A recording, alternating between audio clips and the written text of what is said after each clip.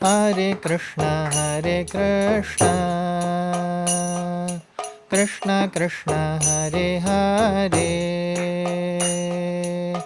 Hare Rama, Hare Rama, Rama Rama, Hare Hare,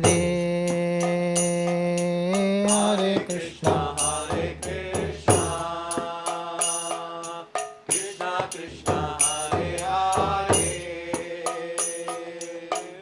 Hare Rama, Hare Rama, Rama Rama, Hare Hare, Hare Krishna, Krishna Krishna, Hare Hare, Hare Rama, Hare Rama, Rama Rama, Hare Hare, Hare Krishna,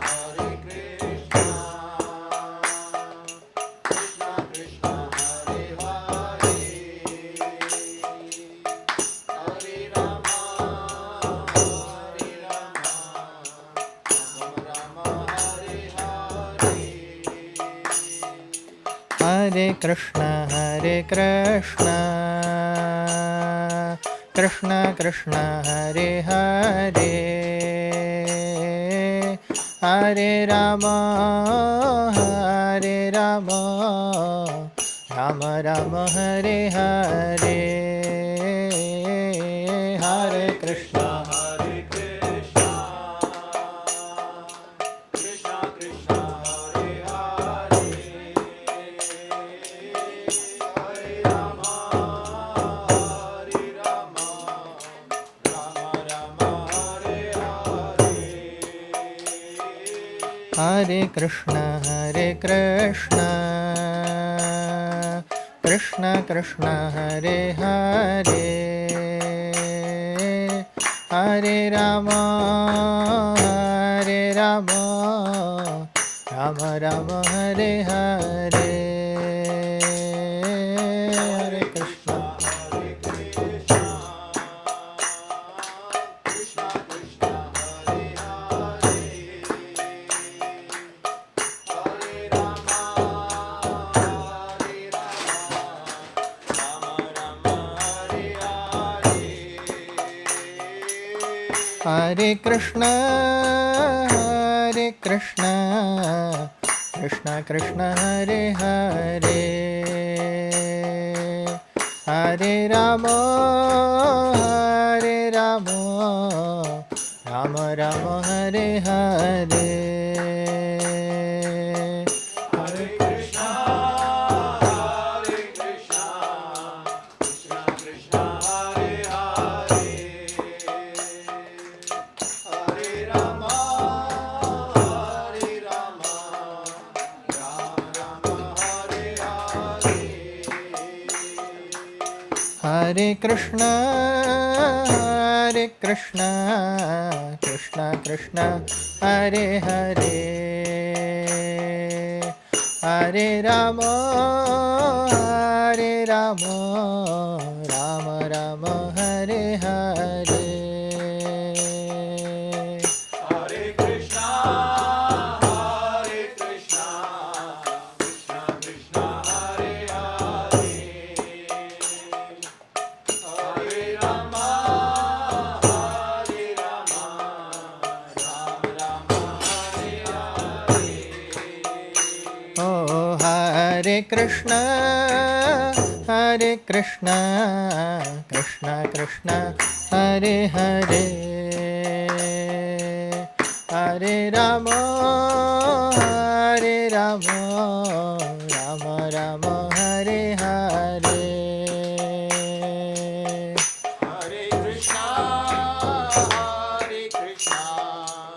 Krishna Krishna, Hare Hare, Hare Rama, Hare Rama, Rama Rama, Hare Hare, Hare Krishna, Hare Krishna, Krishna Krishna, Hare Hare, Hare Rama, Hare Rama, Rama Rama, Hare Hare.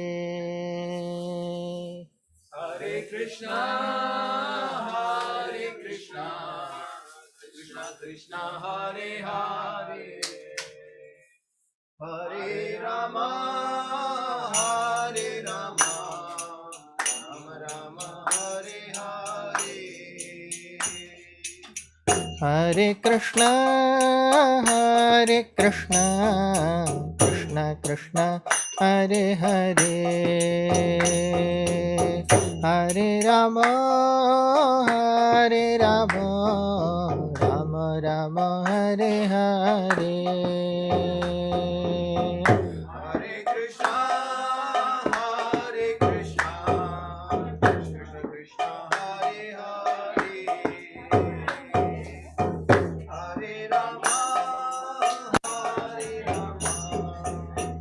Rama, Hare Hare.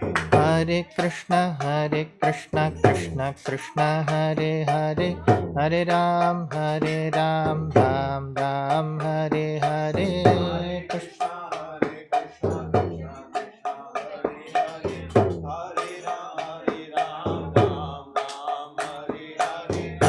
Krishna, Krishna Krishna, Hare Hare, Hare Rama, Hare Krishna, Krishna Hare Hare, Hare Ram, Ram Hare Hare.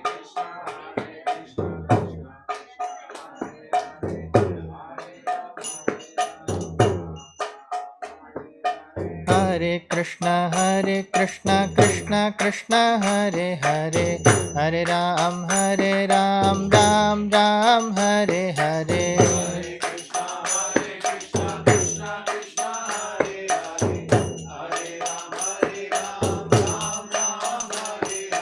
Hare Krishna, Krishna Krishna, Hare Hare, Hare Ram, Ram Hare Hare.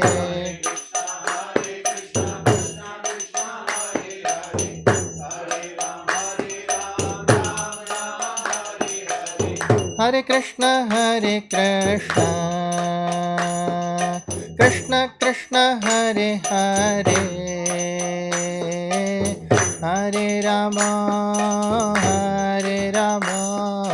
Rama Rama, Hare Hare.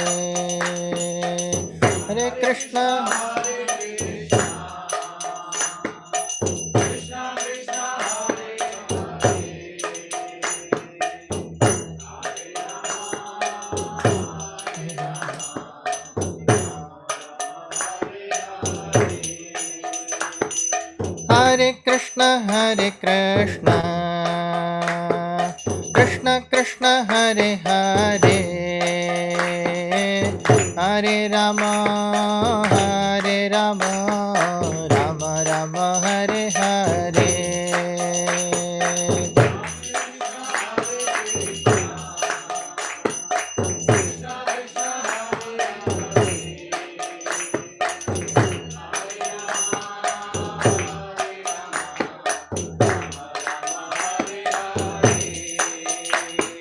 Hare Krishna,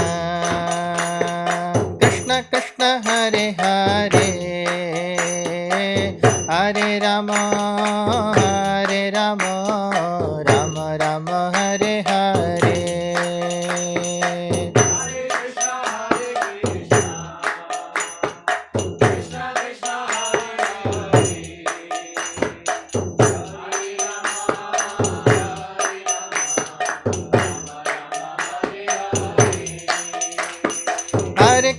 Hare Krishna, Krishna Krishna, Hare Hare,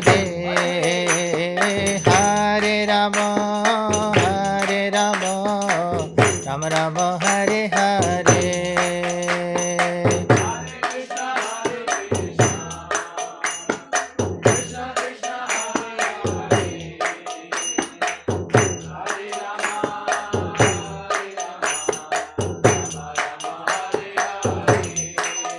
Hare Krishna, Hare Krishna, Krishna Krishna Hare Hare, Hare Rama, Hare Rama, Rama Rama Hare Hare,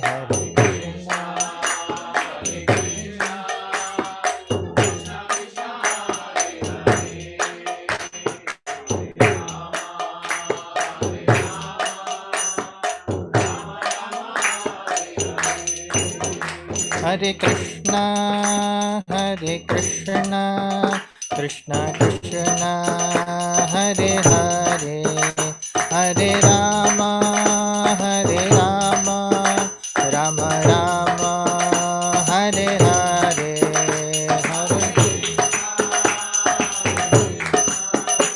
Hare Hare, Hare Rama, Hare Rama, Rama Rama, Hare Hare,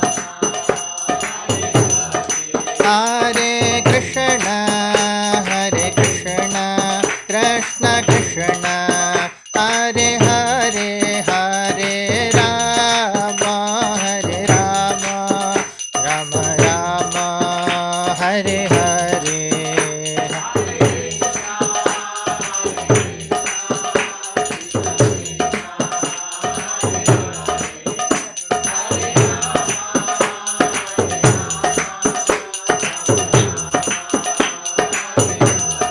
Hare Krishna, Hare Krishna, Krishna Krishna, Hare Hare, Hare Rama, Hare Rama, Rama Rama, Hare Hare, Hare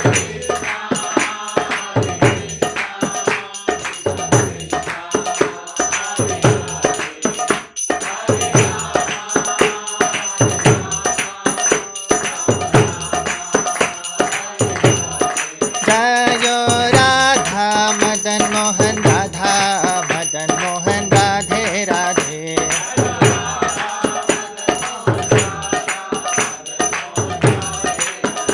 Jayo Gora Nitai Gora Nitai Gora Nitai Jayo Gora Nitai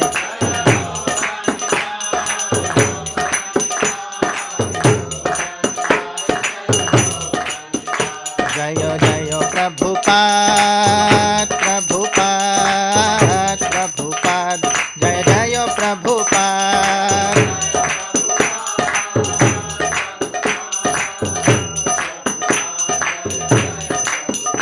Jayo Jayo Gurudev Gurudev Gurudev Jayo Jayo Gurudev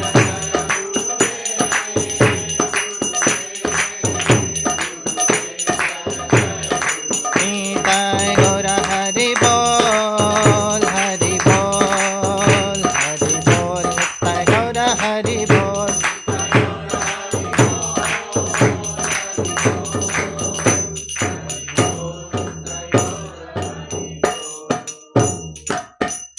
Shri Harinam Sankirtanam ki Jai Shri Shri Radha Madan Mohan Shri Shri Gaur Nitai Shri Prabhupada ki Nanta Koti Vaishnava Vrinda ki Shri Shankaranand Prabhu ji ki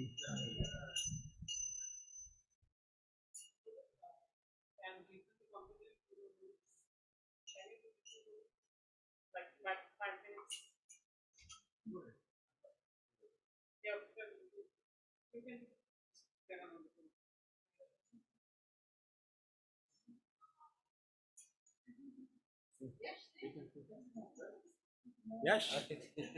Come on. Yes.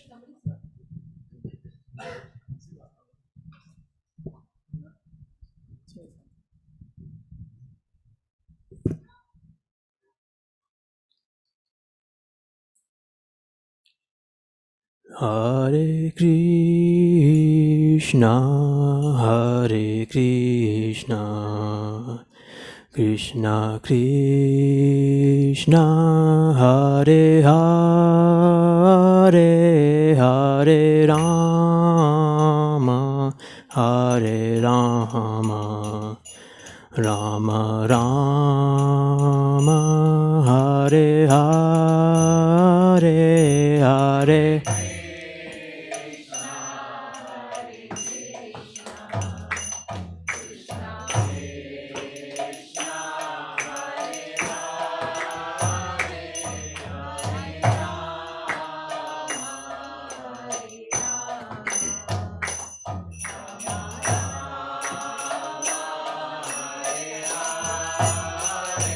Hare Krishna, Hare Krishna, Krishna Krishna, Hare Hare, Hare Rama, Hare Rama, Rama Rama, Hare Hare, Hare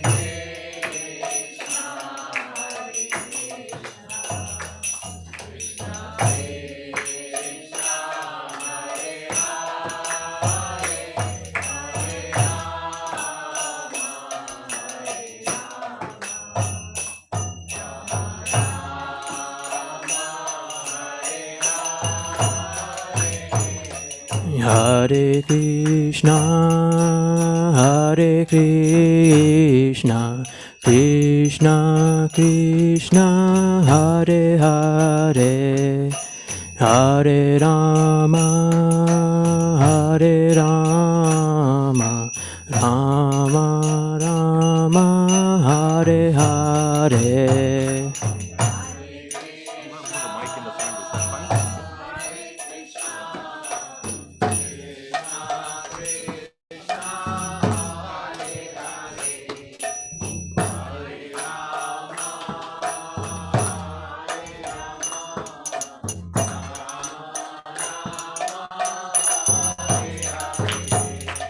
Hare Krishna, Hare Krishna, Krishna Krishna, Hare Hare, Hare Rama, Hare Rama, Rama Rama, Hare Hare.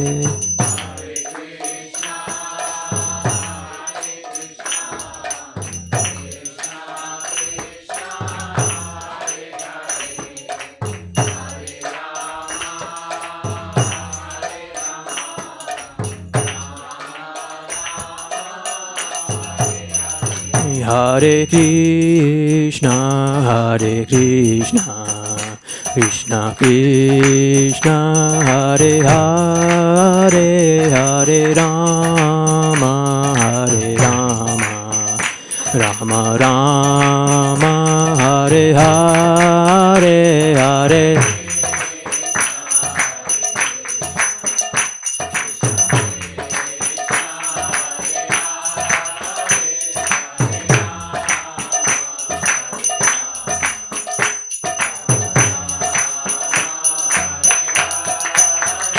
Hare Krishna, Hare Krishna, Krishna Krishna, Hare Hare, Hare Rama, Hare Rama, Rama Rama, Hare Hare, Hare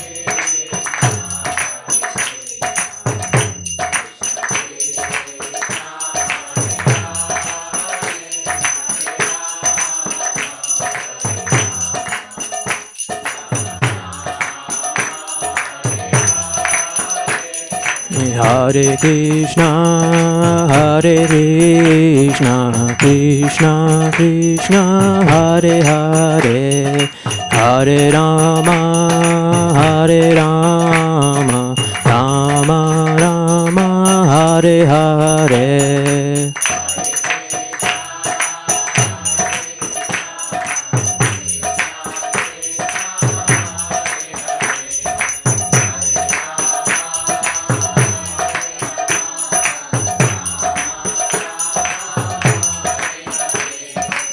Hare Krishna, Hare Krishna, Krishna Krishna, Hare Hare, Hare Rama, Hare Rama, Rama Rama, Hare Hare.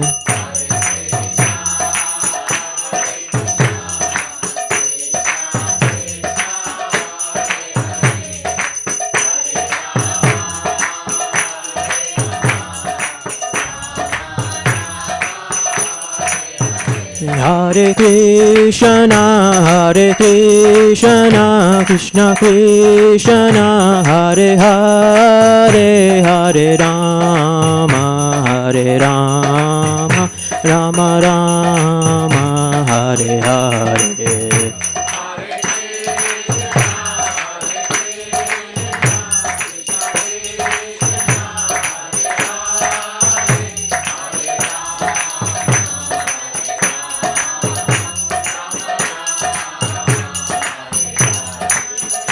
Hare Krishna Krishna Krishna Hare Hare Hare Rama Rama Rama Hare Hare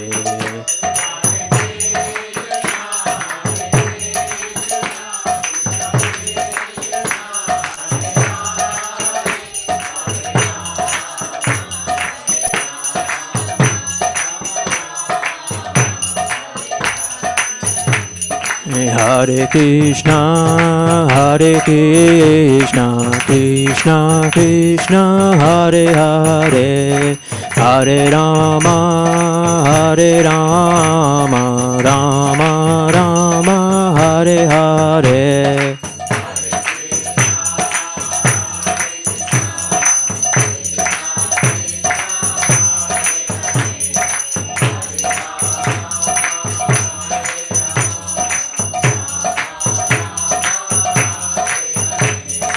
Hare Krishna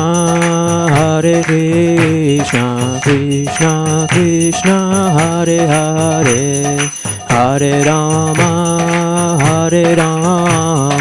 Rama Rama Hare Hare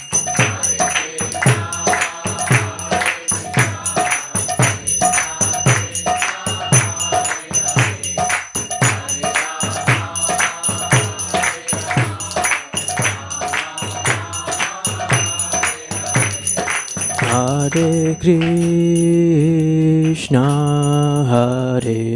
Krishna Krishna Krishna Hare Hare Hare Rama Rama Rama Hare Hare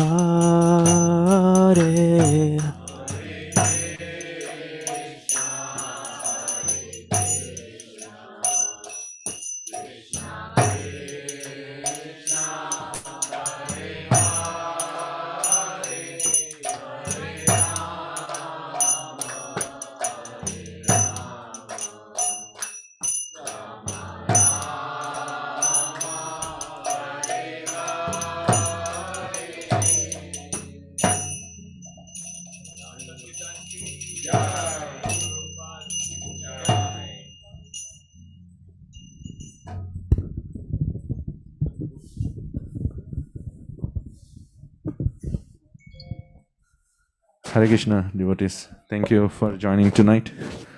We are fortunate to have the association of Shankaranand Prabhu and Govinda Priya Mataji here. And I request Shankaranand Prabhu to talk on spiritual subject matter.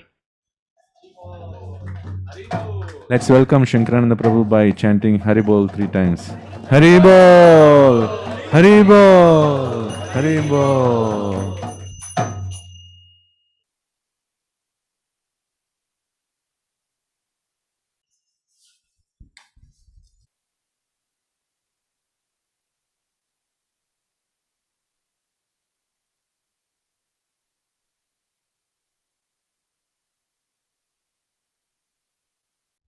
Maybe Prabhus can sit on the other side so that Matajis can come in the front.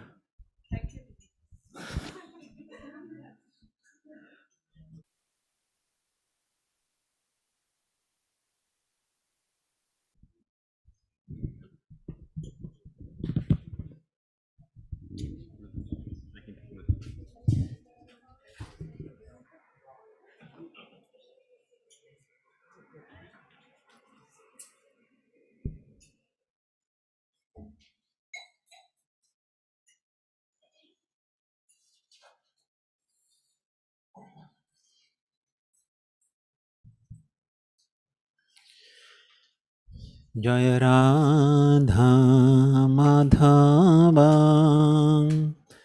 Kunja Bihari.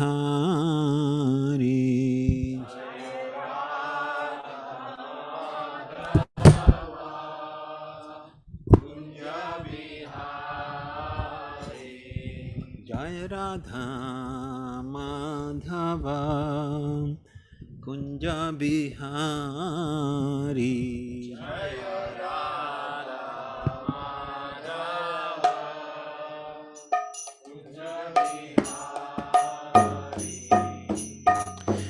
Jai Radha Madhava Kunja Bihari.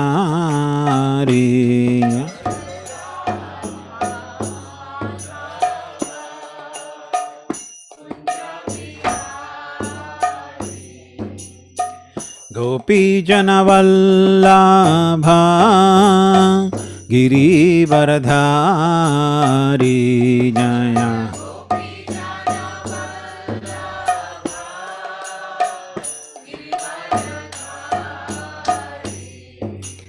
Gopi Janavallabha Girivardhari.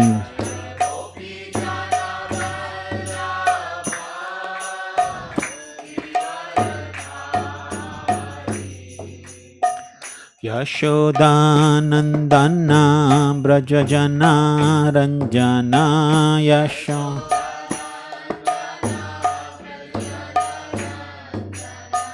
Yashodanandana Brajajana Ranjana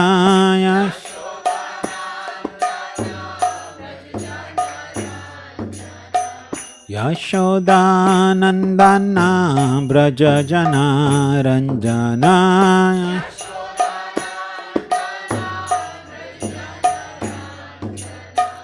Yashodanandana Brajajana Ranjana.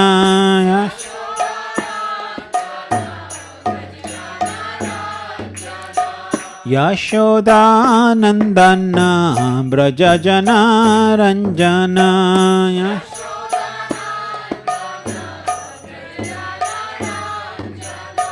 Yamuna Tira Vanachari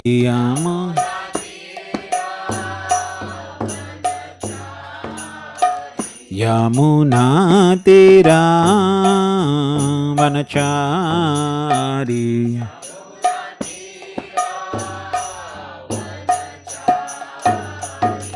Jai Radha Madhava Kunja Bihari Jai.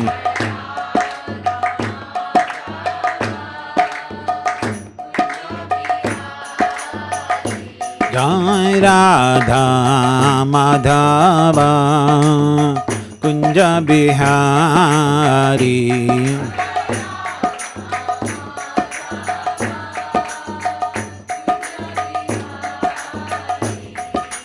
Gopi Janavallabha Girivardhari.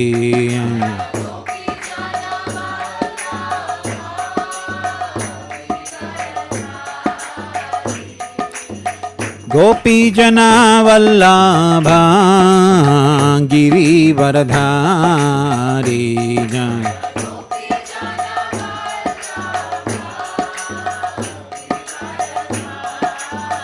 Yashodanandana Brajajana Ranjana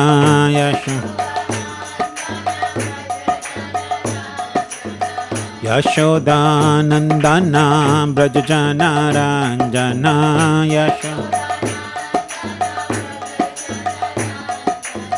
Yashodanandana Brajajana Ranjana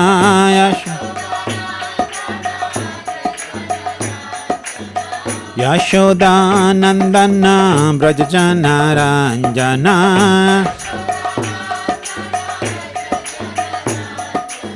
Yashodanandana Brajajana Ranjana.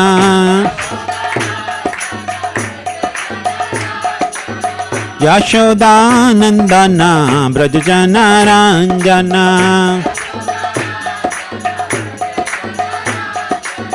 यमुनातीरा वनचारी यमुनातीरा वनचारी जय राधा माधवा कुंज बिहारी जय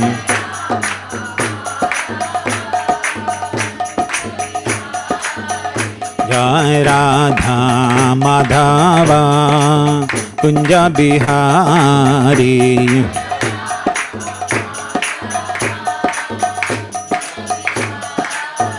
जय राधा माधवा कुंज बिहारी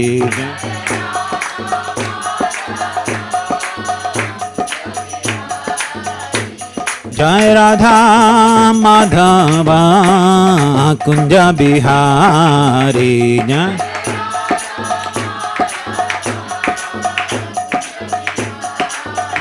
जय राधा माधवा कुंज बिहारी जय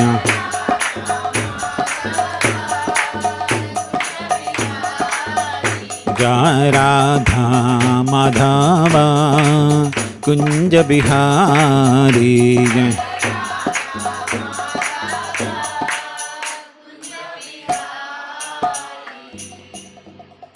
जय ओम विष्णुपाद परमहंस परिव्रजकाचार्य अष्टोत्तर शत श्री श्रीमद्भय चरणविंद भक्ति वेदांत स्वामी शिल प्रभुपाद की जय ओम विष्णुपाद परमहंस परिव्रजकाचार्य अष्टोत्तर शत श्री श्रीमद्भक्ति सिद्धांत सरस्वती गोस्वामी महाराज शिल प्रभुपाद की अनंत कोटि वैष्णव वृंद की नवाचार्य शिल हरिदास ठाकुर की प्रेम से कहो श्री कृष्ण चैतन्य प्रभु नित्यानंद श्री अद्वैत गदाधर श्रीवासादि गौर भक्त वृंद की श्री श्री राधा कृष्ण गोप गोपीनाथ श्याम कुंड राधा कुंड गिरि गोवर्धन की व्रजभूमि वृंदावन धाम की मायापुर नवदीप धाम की पुरुषोत्तम क्षेत्र जगन्नाथपुरी धाम की गंगा माई की यमुना माई की भक्ति देवी की श्रीमती तुलसी महारानी की समवेद गौर भक्त वृंद की निताई गौर Premanandi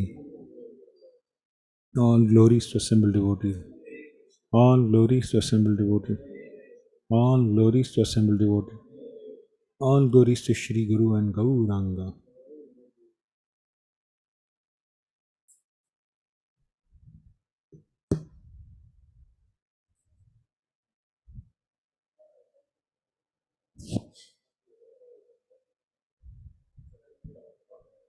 Hari Om. Can everyone hear me?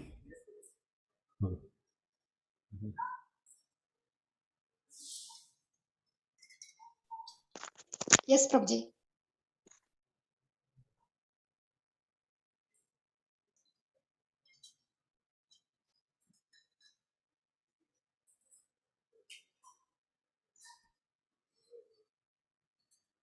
ओम ज्ञानतिमिरन्दस्य ज्ञानाञ्जनशलाकया चक्षुरुन्मिलितं येन तस्मै श्रीगुरवे नमः श्रीचैतन्यमनोभीष्टं स्थापितां येन भूतले स्वयं रूपा कदा मह्यं ददाति स्वापदान्तिकं वन्देऽहं श्रीगुरो श्रीयुतापदकमलं श्रीगुरून् वैष्णवांश्च श्रीरूपं साग्रजाता सहगना रघुनाथान्वितं तं सजीवं साद्वैतं सावधूतं परिजनासहितं कृष्णचैतन्यदेवं Shri Radha कृष्णपादान्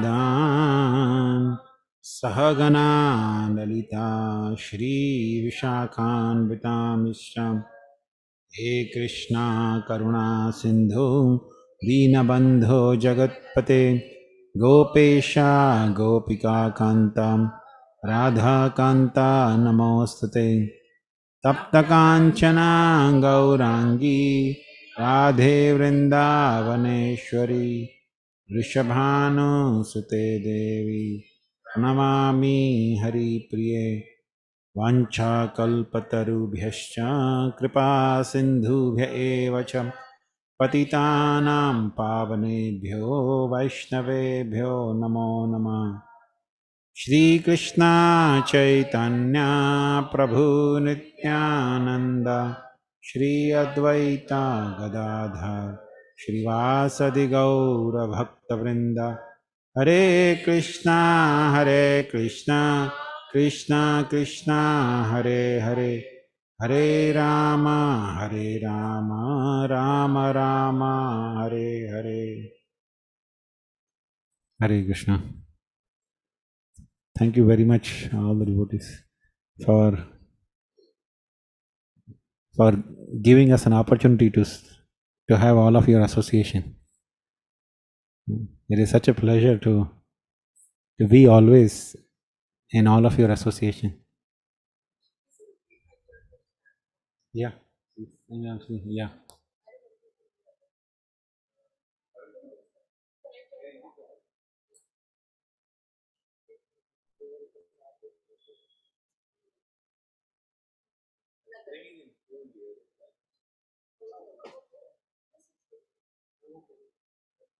Hare Krishna. Okay. Yeah. Can everyone hear behind? Okay.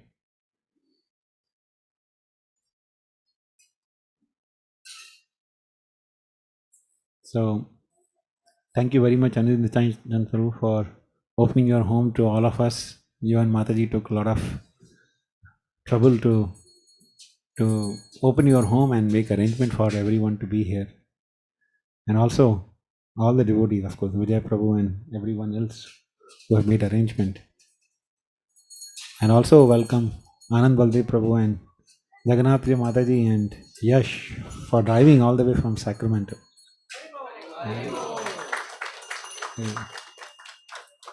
And thank you very much, Yash Prabhu, for beautiful kirtan.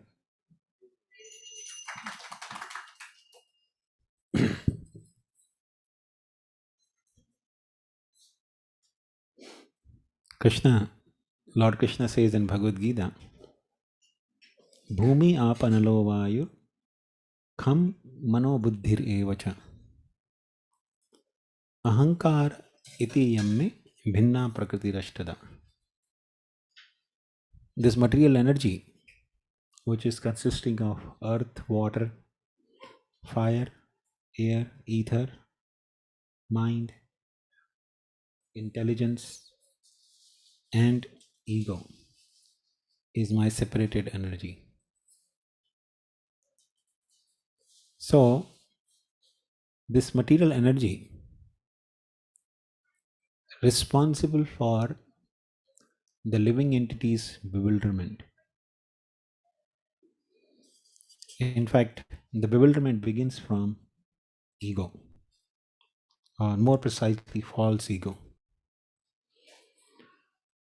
So, false ego entails a living entity with the false sense of identity.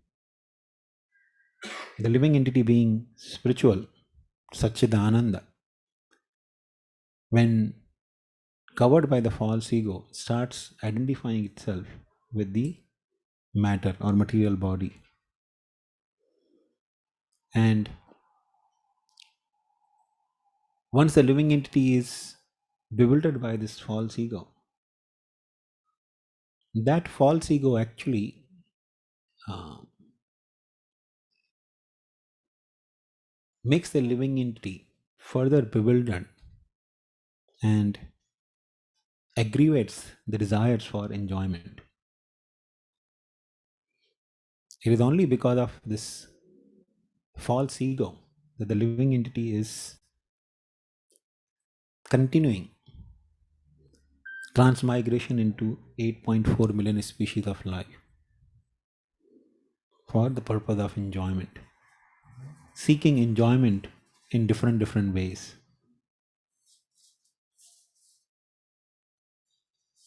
In fact, the modern world is very This whole material creation is actually very ego friendly.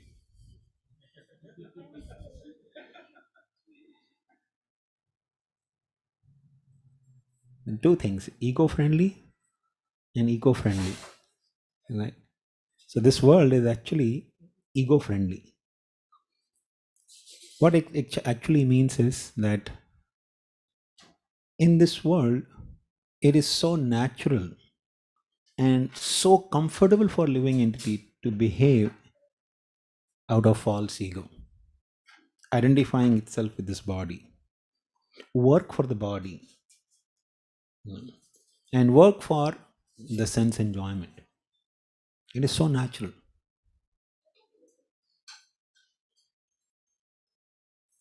In fact, somebody who does not behave in that way, he's seen as an alien species.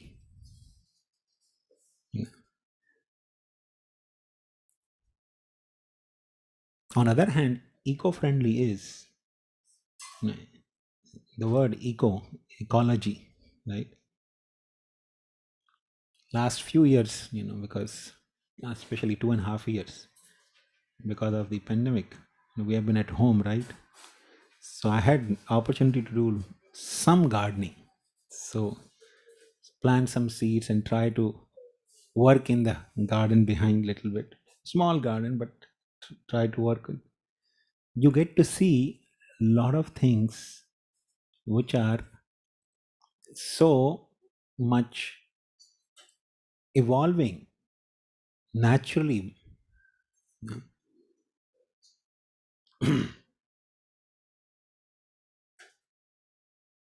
We don't get to learn so many lessons because we are so much away from the nature. If somebody lives in close proximity with the nature, not with the artificial life, can learn so many lessons. I remember His Holiness Varshana Swami Maharaj. He used to give very beautiful example. Said he used to be the horse trainer in New Vrindavan. He used to train the horses because they used to do agriculture work. They used to do farming. So generally, farming in India they use bullocks, but in New now they were using horses. Especially US, they use horses before the tractors became, you know, uh, they replaced the animal power. So horses were used a lot. So New now were using horses. So Maharaj used to train the horses, and he was an expert horse trainer. So he was sharing his realization. He said, horses are such peculiar animal that if you want to train them, you have to have tremendous amount of patience with the animal. You cannot train them otherwise. And whenever the horse misbehave, the horse trainer would whip the horse, but communicating what the horse did wrong, and then whip the horse. So the horse understands, I got the whip because of misbehaving or not complying with certain instructions. And he said, untrained horses, they generally do misbehave a lot. Any animal, right? Even children, when they are just growing up, they do misbehave. They need to be trained. So he said, but once a horse trainer loses his temper, just one time, he loses the temper with the horse and beats him without communication that what went wrong on the part of the horse. He said that disconnects, that creates a permanent damage. The horse can never be trained by that trainer. He said because horse will simply refuse to comply.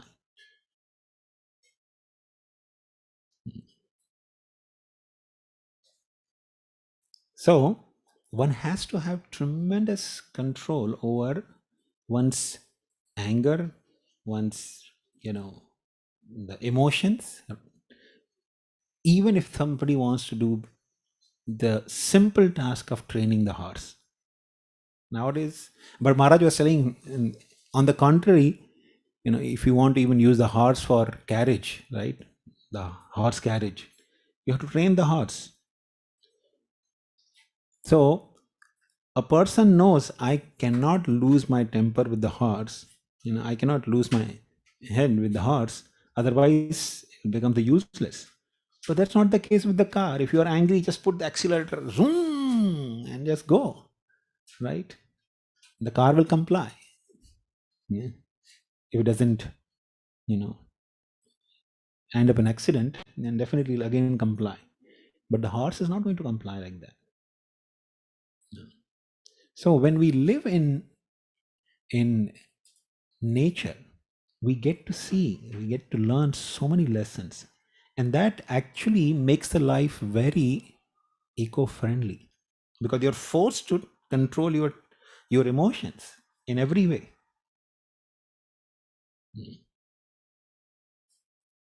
Atmaprabhu used to give nice example. He said, modern times people don't have patience; they want everything quickly, right?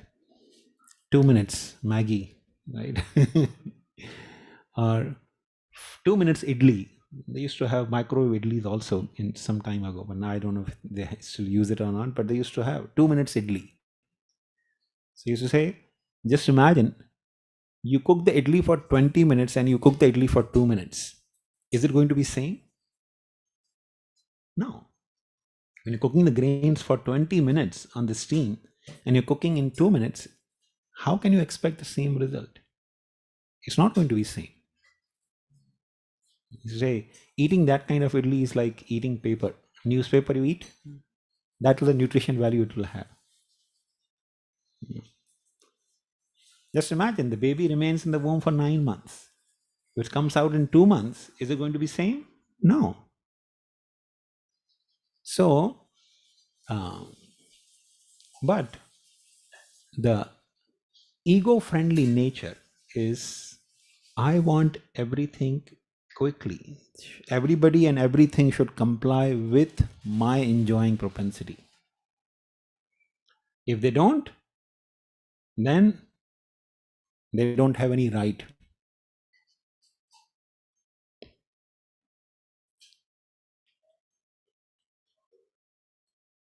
In Ramayana, we get to see both these natures, ego-friendly and eco-friendly nature.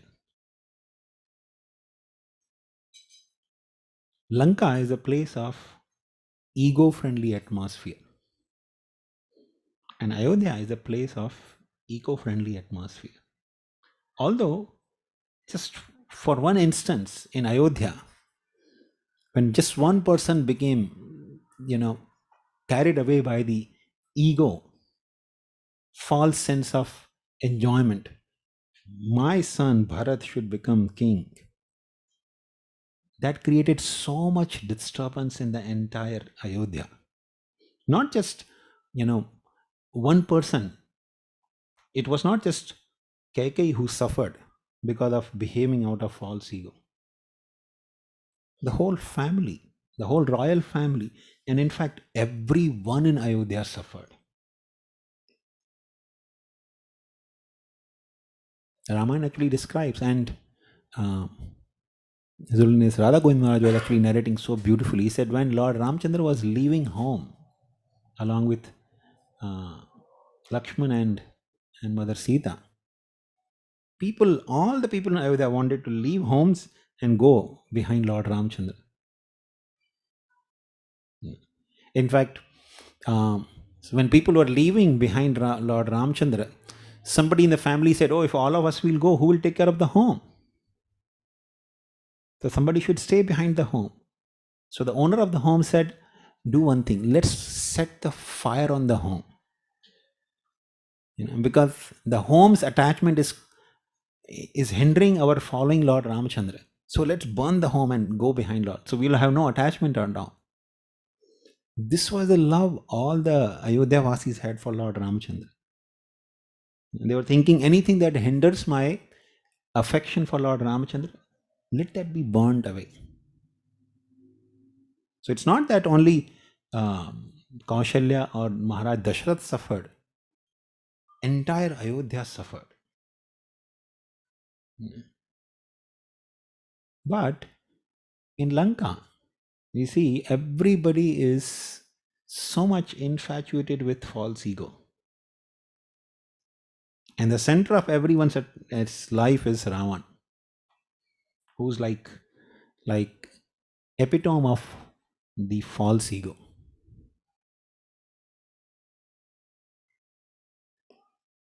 There are many instances, which which actually describe so many wonderful lessons from the life of Ravan. How a person who is so much self-centered and and deeply afflicted with the material nature, the false ego, that person doesn't care for any relationships. So Ravana, one time he was on a conquest. So he went to the lower planetary systems, and his sister Surpanka was married to one of the demons in the lower regions. So Ravana, when he was on a conquest, he went to the kingdom of his sisters, his brother-in-law, and he said, "You comply and become subordinate to me." And he said, he was thinking, his sister is married to me, So in Vedic culture, especially, the boys' side, they generally have an upper hand. So he was thinking, oh, his sister is married to me. I don't need to comply. So he said, no, I cannot accept your subordination. So Ravana was so enraged, he went and killed him. And Surpanka, she became a widow. So Ravana, when he saw Surpanka crying, he told her, listen, my dear sister, when it comes to, the subordination, a king will kill even, his own relatives. So please don't feel sorry. But I promise you, your husband is gone, but you choose any other person, I will marry you to him. So after that, Surpanka developed so much hatred for Ravana. She never expressed it, but she developed so much hatred for Ravana. She lived affectionately as the sister, but she was holding so much grudge. She wanted to see the Ravana is destroyed. But of course, she also had her own false ego, enjoying tendency. So she accepted subordination of Ravana, but when she went to Dandakaranya forest, and met Lord Ramachandra, she wanted to enjoy Lord Ramachandra. She proposed to Lord Ramachandra, to accept, her as the wife. And Lord Ramachandra says, here is my wife, I'm sorry. I'm already married. And moreover, if you become my wife, you'll be like second wife, so you'll be like maid servant of my wife. Because that's what generally used to happen in Vedic culture. The first wife would be generally the chief queen, and all others would be, they would be considered like the maid servants. Why you want to become maid servant of Sita? Do one thing, my brother is alone here, you can go and approach him. Lord Ramchandra wanted to joke with her. So he said, go, accept him, you will be queen. You don't have to be subordinate. So false ego naturally thinks, why I want to be subordinate to anyone? I'll be queen. So I don't want Ram. So she went to Lakshman. Please accept me as your wife. And Lakshman, he understood that he saw Lord Ramchandra directing her to him. So he wants to fan her ego further. He says, see, I am servant of Ram. So if you become my wife, you will become anyway maid servant. So do one thing, go convince Ram. No, he will abandon his wife and he'll accept you. So Lakshman also wanted to have a little fun. Because people, when they act out of false ego, it actually becomes a comic situation. Yeah? People can laugh at that situation. So she again once goes to Ramchandra. No, I want to marry you. Oh, this lady, you are thinking she's your wife? I will eat her. So then there'll be no one. Then you can marry me. So she becomes, angry and enraged on Sita. to kill her. And that's when Lord Ramchandra becomes saying, Lakshman, play no more with her. Yeah. And that's when Lakshmana cut off her nose and ears. And that was something intolerable for her, because something unimaginable, nobody could dare, touching the sister of Ravana. Ravana was so powerful that he had conquered even Indra, the king of heavenly planets. All the demigods were completely under the subordination of Ravana. So who could ever dare to mess up with the sister of Ravana? So and Ravana was not alone. And Surpanga was not alone in Dandakaranya as well. She went to her brothers, two other brothers, Khara and Dushan, who were living there with 14,000 powerful warriors, the demoniac warriors. And when they saw her condition, her nose and ears are cut off, they say, "Who did this to you?" And she told them, "There are two, princes from Ayodhya. They have come. They did this to me." So Kardushan, sent few soldiers before, and they are all killed.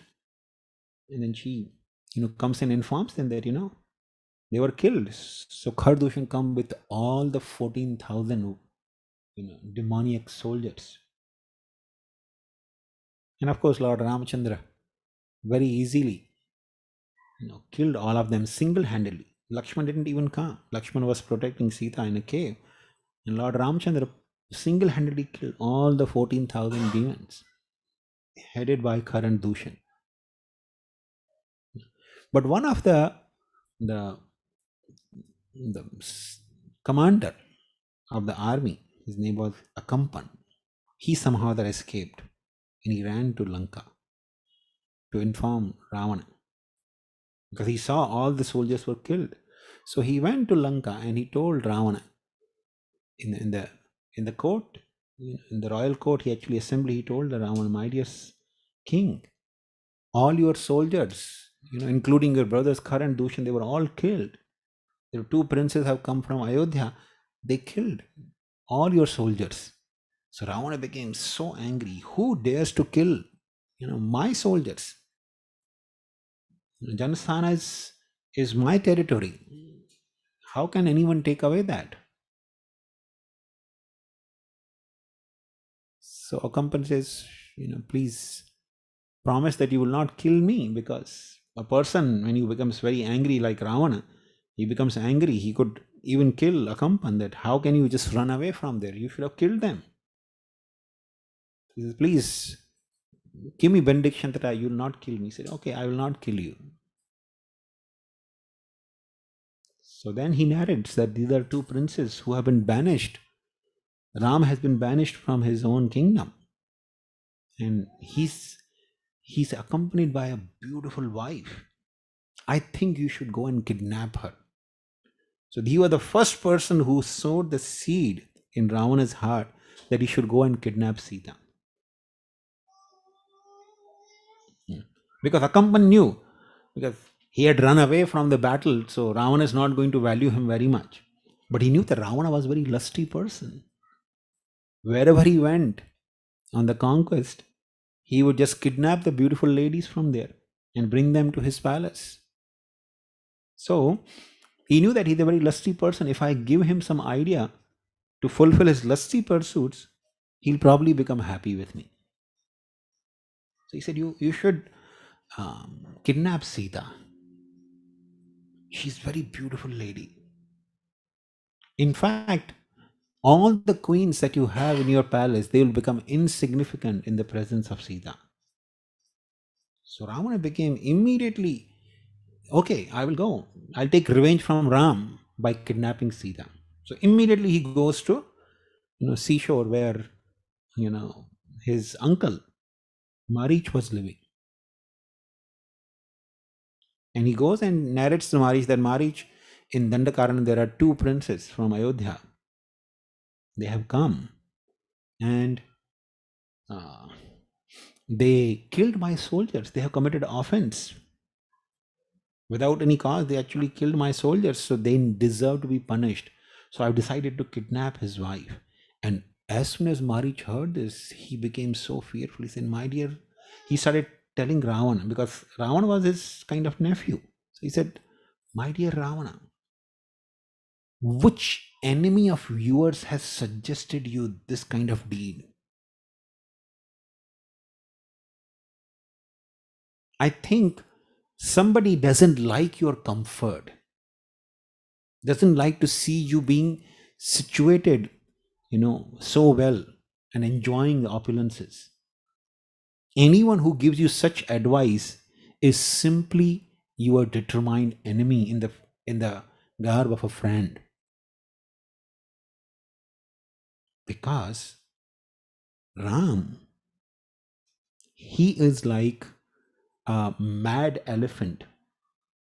He's so powerful that any warrior, no matter how powerful he is, simply coming in front of him will be trampled under his feet. So he gave many different, instructions to Ravana. He said, "Please give up this idea of kidnapping Sita." And Ravana actually got convinced. He went home. Yeah. Because Ravana had some respect for Marich. He was his uncle. So he agreed and he went home. But then comes Surpanka.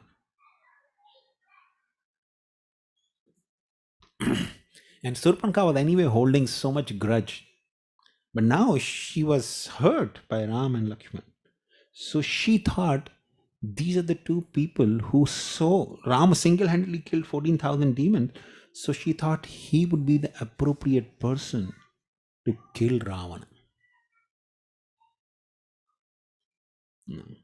So somehow that I should create animosity between Ram and Ravana. You see, many a times in this world, people who act or appear to be our well wishers or family members not always have good intentions. Surpanka, she appeared to be the sister. No. And first, when she came with her nose and ears cut off, first and foremost thing, she wanted to invoke compassion of Ravana. She knew that there are family ties, so he would definitely be compassionate to her.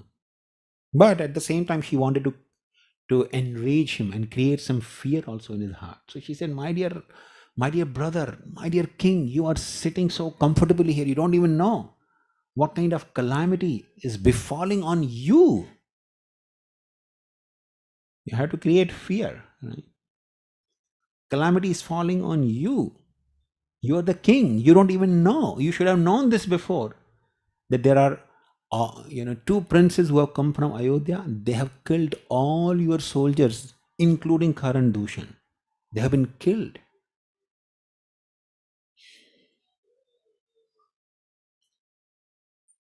And see what they did to me. I'm your sister.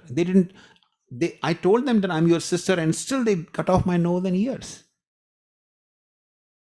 So naturally, Ravana would have asked, why did you go there? What business you had there? Right? So Surpanka says, actually, I went there for you. I saw they were accompanied by a very beautiful woman.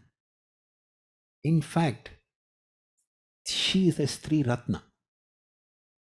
There is no comparison of that woman. In fact, all the women that you have in your palace, they will appear insignificant in presence of Sita, the wife of Ram.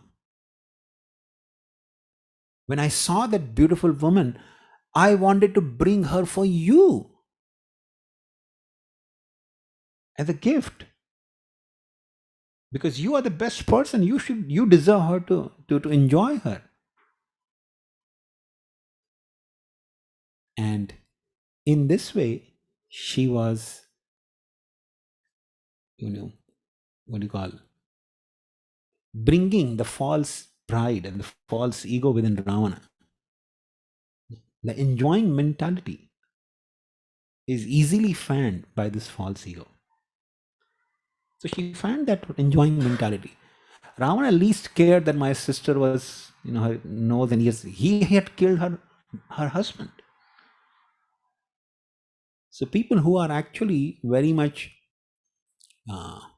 rooted in the false ego, they least care for others.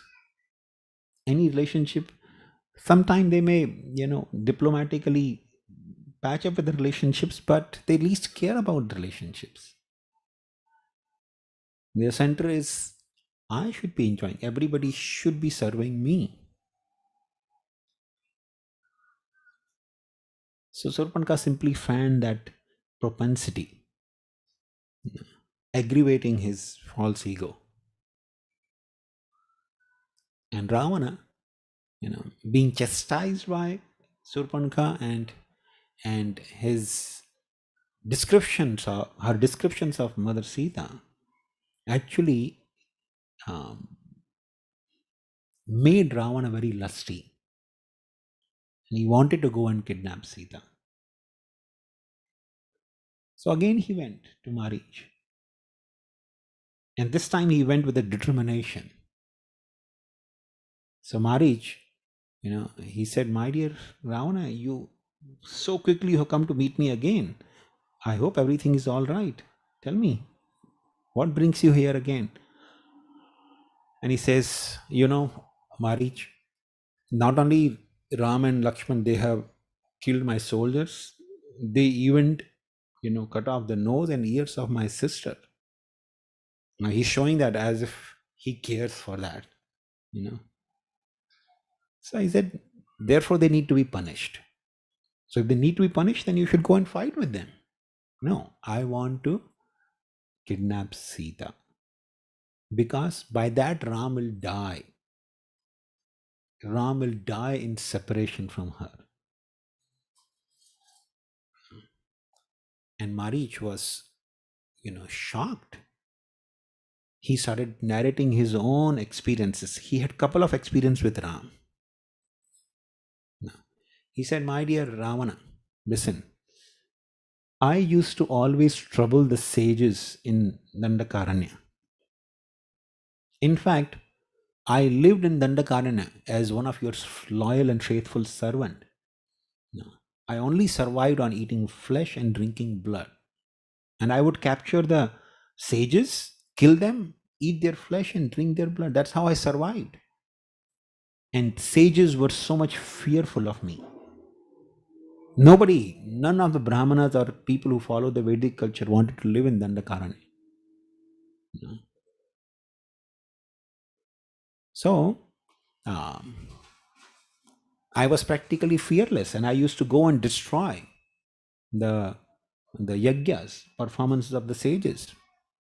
So one time, Vishwamitra Muni, he brought these two princes to protect his yajna. So one time when I went to disturb the yajna of Vishwamitra Muni, I saw these two boys, Ram and Lakshman. I thought these are just boys because they were hardly 12 years old. Now, of course, Ramayana describes when Vishwamitra Muni went to take Ram and Lakshman, right? They were 16 years old.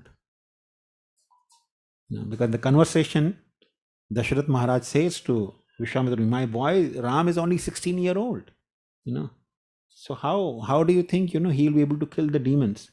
But because now Marich is trying to narrate the prowess of Ram, he purposefully reduces the age. He says, they were only 12 years old that time. And I thought these are just small boys, what they will do. So I just was going to the Yagyashala. In this Ram, at that time I was accompanied by Subhahu. So, two of us were going to Yajna, and this Ram, he shot 2 arrows.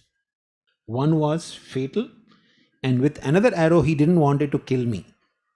So he killed Subhahu, but another arrow that he used, he didn't want it to kill me. He just simply wanted to push me away from that Yajnashala. and I fell down 100 yojanas away. In the ocean, I fell down.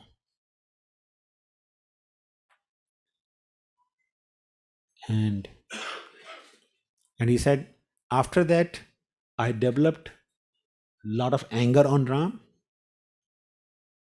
So later on, when I saw them, Ram, Lakshman, and Sita in the forest, I actually one time wanted to attack Ram. So I took 2 more demons, demoniac friends with me. They were my servants. And 3 of us, we took the form of a deer. I was aware of Ram's prowess, but these 2 servants of mine, they were not. So they took the form of deer to attack Ram. So when we were running towards Ram, at once he shot 3 arrows. Now, of course, I knew the prowess of Ram, so therefore I dodged his arrow. But these 2, my associates, they were killed. And I ran away. He said, by seeing these 2 instances, I have become so fearful. I gave up. I took a vow that I'll never kill any sages or any, saintly persons. I took sannyas and I'm living in this place as a sannyasi. I have taken a vow that I'll never ever do any such a thing which makes Ram enraged at me. In fact, any word beginning with Ra, like Ratha, or anything with Ra, creates so much fear in me. In fact, wherever I see just Ram. This whole world appears to me filled with Ram. And I live in tremendous fear here. So please, don't even dare to think such a thing. Because if you do such a thing, not only you, but your entire dynasty will be destroyed. Your whole family will be killed. The entire race of demons will be destroyed. Now Ravana, he got actually a very good piece of advice. Somebody who was his real well-wisher was trying to advise him. But the nature of ego doesn't want to accept the good advice. So he actually chastised Marich. Marich, I'm the king. And you are my subject. He forgot the relationship like uncle. He said, you are my subject, I'm your king. This one etiquette that king, until unless he asks your advice, you should never give advice to the king. Did I ask you advice? Did I ask you how powerful Ram is? Did I ask you whether the action I'm going to take to kidnap his wife is right or wrong? Or what will be the consequences? Did I ask you any of these things? I have come here to simply instruct you. Now listen, if you cooperate with me, I'll tell you the plan, what my plan is. Plan is, you take the form of a deer and go and roam in front of Sita. You should be extraordinary deer, with a golden hue. So she'll be attracted to you. She will send Rama and Lakshman behind you. And when they are gone, I will kidnap her. So, if you follow my plan, there is some doubt that you might or might not be killed by Ram. But if you do not follow my command, I'll kill you right now.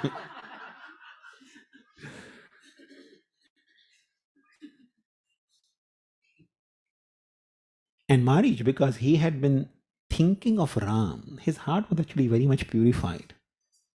He could see that this is the end of the whole dynasty of demons. So he told Ravana, I think your end is come upon you. Therefore, no good advice is going to stay in your heart. And moreover, instead of dying at the hands of a low-class rascal like you, it's better I die at the hands of Ram. So yes, I will follow your command. So Ravana became immediately happy. He said, this is like my marriage. Let's go. So this is ego friendly. When a person is so much infatuated by false ego, he doesn't care for good advice. And Marich was not the only person who gave that good advice to Ravana.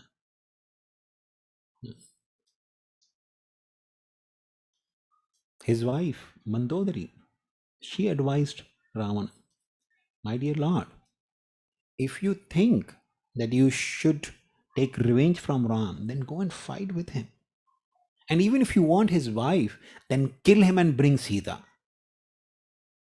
No. Don't kidnap her. No. His grandfather, Malyavan, Malyavan is the maternal grandfather of Ravana. He advised Ravana. That time Ravana only kidnapped Sita and brought her. Malyavan said, Malyavan is such a powerful demon. Malyavan and his brothers, they actually ruled Lanka for a very, very long time. The Puranas describe Malyavan was such a powerful demon, much, much more powerful than Ravana or, anyone else. He and his brothers, they used to rule Lanka. And, the demigods were so much troubled by these brothers that they actually pleaded Lord Vishnu. So Lord Vishnu fought with these demons. He killed all the brothers of Malyavan, and Malyavan was pushed to the lower planetary systems. And later on, Malyavan, he married his daughter to, I think, Pulastya or son of Pulastya Muni. I don't remember exactly. Sugeshini. She was the mother of Ravana. So Malyavan was the grandfather of Ravana. He tried to advise. And same thing Ravana did. He said, he didn't care that he was my grandfather. He said, only if the king asks the advice, then you give the advice. I don't need your advice. And even when the battle of Lanka was going on, even before the battle of Lanka, Vibhishan tried to advise him. And he kicked out Vibhishan from the home.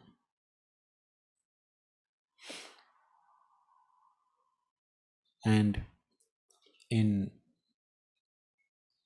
the Tulsidas Dohas, he says, the moment Ravana rejected Vibhishan, that moment he actually became unfortunate. Because he was the only Vaishnava. He was the only person who was devoid of false ego living in Lanka. As long as he was there, the Lanka was protected. But the moment Ravana kicked out Vibhishan from Lanka, that very moment, he and his Lanka became unfortunate. You should know one thing, wherever a pure devotee of the Lord lives, that place is blessed. That place is blessed by the Lord and the demigods just because of the presence of that one devotee. Even if everyone else is a hardcore demon around, the place remains blessed.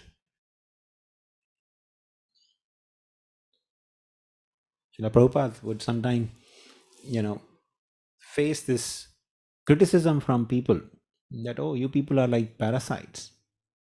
You're not doing anything. And you are simply depending on the society, accepting donations. You're not doing anything for the society. Prabhupada actually told his followers that actually we are not parasites. It's actually the presence of devotees that maintains all the non-devotees also. The demigods are not pleased to send the rain and all the facilities which sustain the life. They are pleased when even if one devotee is there, they become very happy to supply all the necessities of life for even all the non-devotees, just for the sake of maintaining one devotee.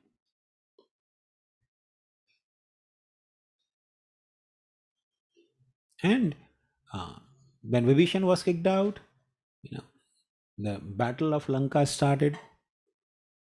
Even during the Lanka's battle, when Kumbhakarna was raised, he tried to advise Ravana, my dear brother, you have created so much calamity for the whole dynasty just for the sake of one woman. Just give up. You have so many women in your palace. Just give up this one woman.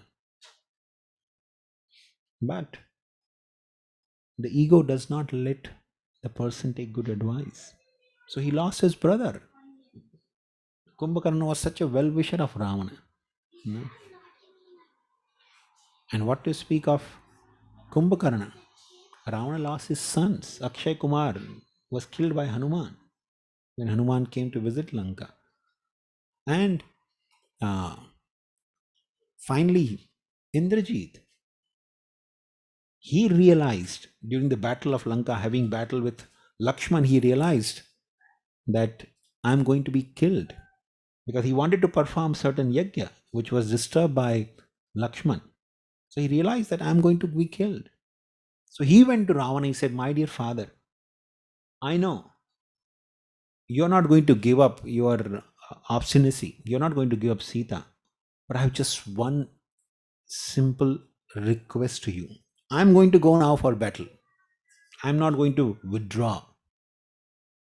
I'm your loyal son. I will go for the battle. But if you hear that I am dead, then at least give Sita back to Ram." Just imagine, his own son advised him, who was always supporting Ravana's, egoistic policies. Even he told him, if you hear that I'm dead, please return Sita to Ram. Because he was feeling, even if I die, let my father live at least for some time. He doesn't have to die in the hands of Ram. But that also failed. And ultimately, Ravana was destroyed. So Lanka is actually the place of, all the people who are actually very much rooted in false ego, the sense of enjoying propensity. On the other hand, we see Ayodhya is eco-friendly. Why? Because Lord Ramachandra, he was never told by his father that you should go to forest. In fact, Maharaj Dashrath never told Ramachandra that you should go to forest. On the contrary, when Ram went to seek blessings from Maharaj Dashrath that I am leaving for the forest, because his mother Kaikeyi had told him, Dashrath pleaded Ram, please arrest me, put me in the prison and take over the kingdom. Maharaj Dashrath wanted to go to prison. He wanted Ram to arrest him. But Lord Ramchandra refused. I cannot make my father a liar.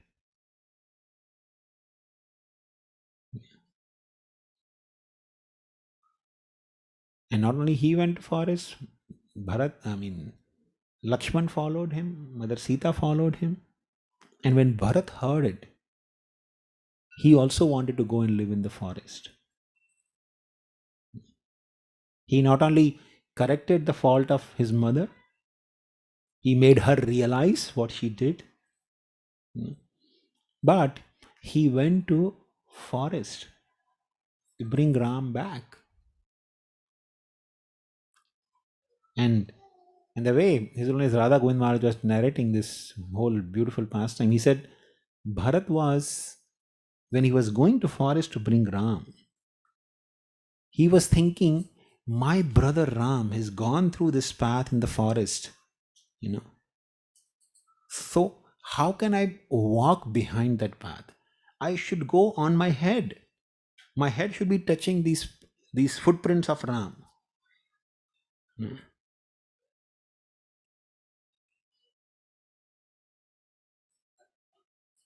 And there are few chapters in Valmiki Ramayana where Bharat is trying to convince Lord Ramachandra, giving so many different reasons. My dear brother, you should come back to Ayodhya. First and foremost reason, he says, whenever a gardener plants a seed, he has intention in mind, even if I cannot enjoy. This seed should grow into a tree and should give fruit. So you are the fruit of the tree of Maharaj Dashrath. If you cannot be of any use to Maharaj Dashrath, no, then that's not the perfection of your existence. You should rule the kingdom. And as far as I'm concerned, I'm like a baby elephant. I cannot carry the burden of the kingdom of Ayodhya. Small baby elephant cannot carry heavy loads. You are the mighty elephant. You can carry the burden of Ayodhya's kingdom. So please return. And so many people try to convince Lord Ramachandra. Bharat tried to convince him. Vashishta Muni, the guru, he tried to convince him. And there is one sage, Jabalika, he tried to actually give such atheistic instructions to Lord Ramachandra. He told Lord Ramachandra, Maharaj Dashrath is gone now. Once a person is dead, his words are also gone with him. Come back now. Don't worry so much about the promise. He actually spoke atheistic philosophy. He said, what relationship you have with, now your father? He's gone already, right? So your relationship is finished. So why you should be so much worried that you have to follow his instruction? And Lord Ramchandra said, well, if I don't have a relationship with my father, what relationship I have with you? Why should I follow your instructions?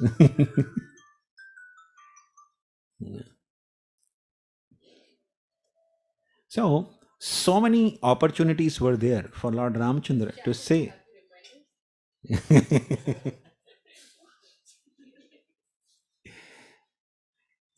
Kaliyuga memory. So many opportunities were there for Lord Ramchandra. He could have said, well, I came to the forest, but you see, so many people are requesting, so I'm back. But no.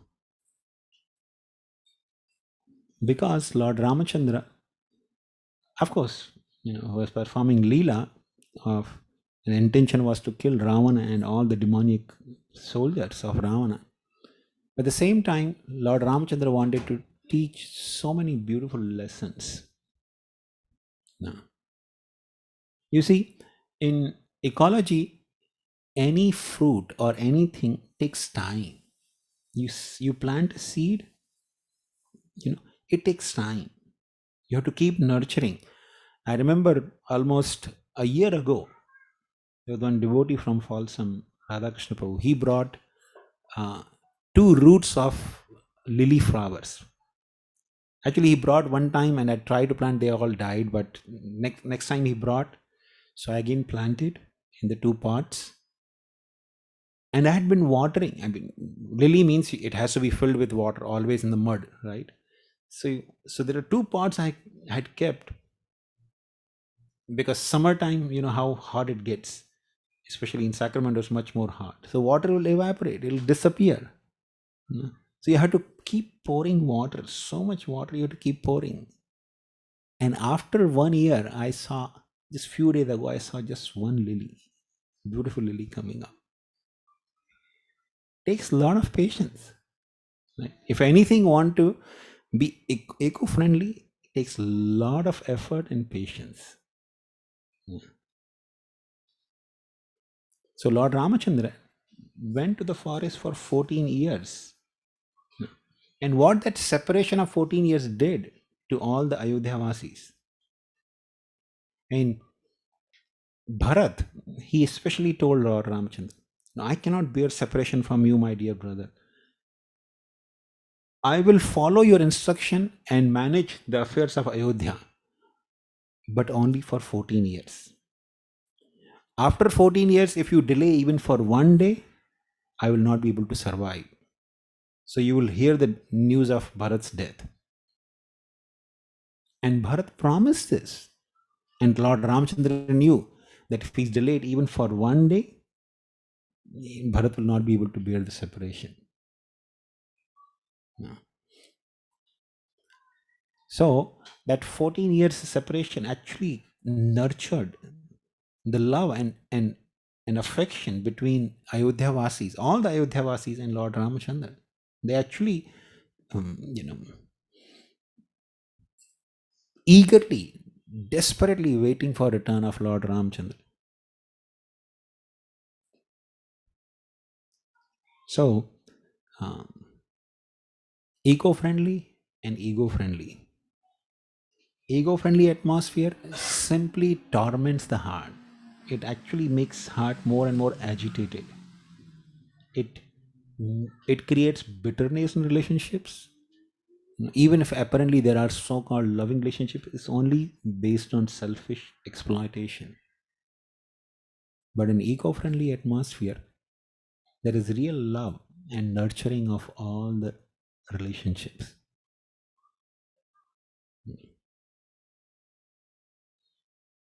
So I think with this we will stop here. If anyone has any questions, you may ask. Yes, Madam. I'm new to this concept, forgive me if the question seems immature, but I really loved what you said about Prabhupada explaining how devotees, they make sure they run the world around non-devotees. So my question simply is, who is a devotee?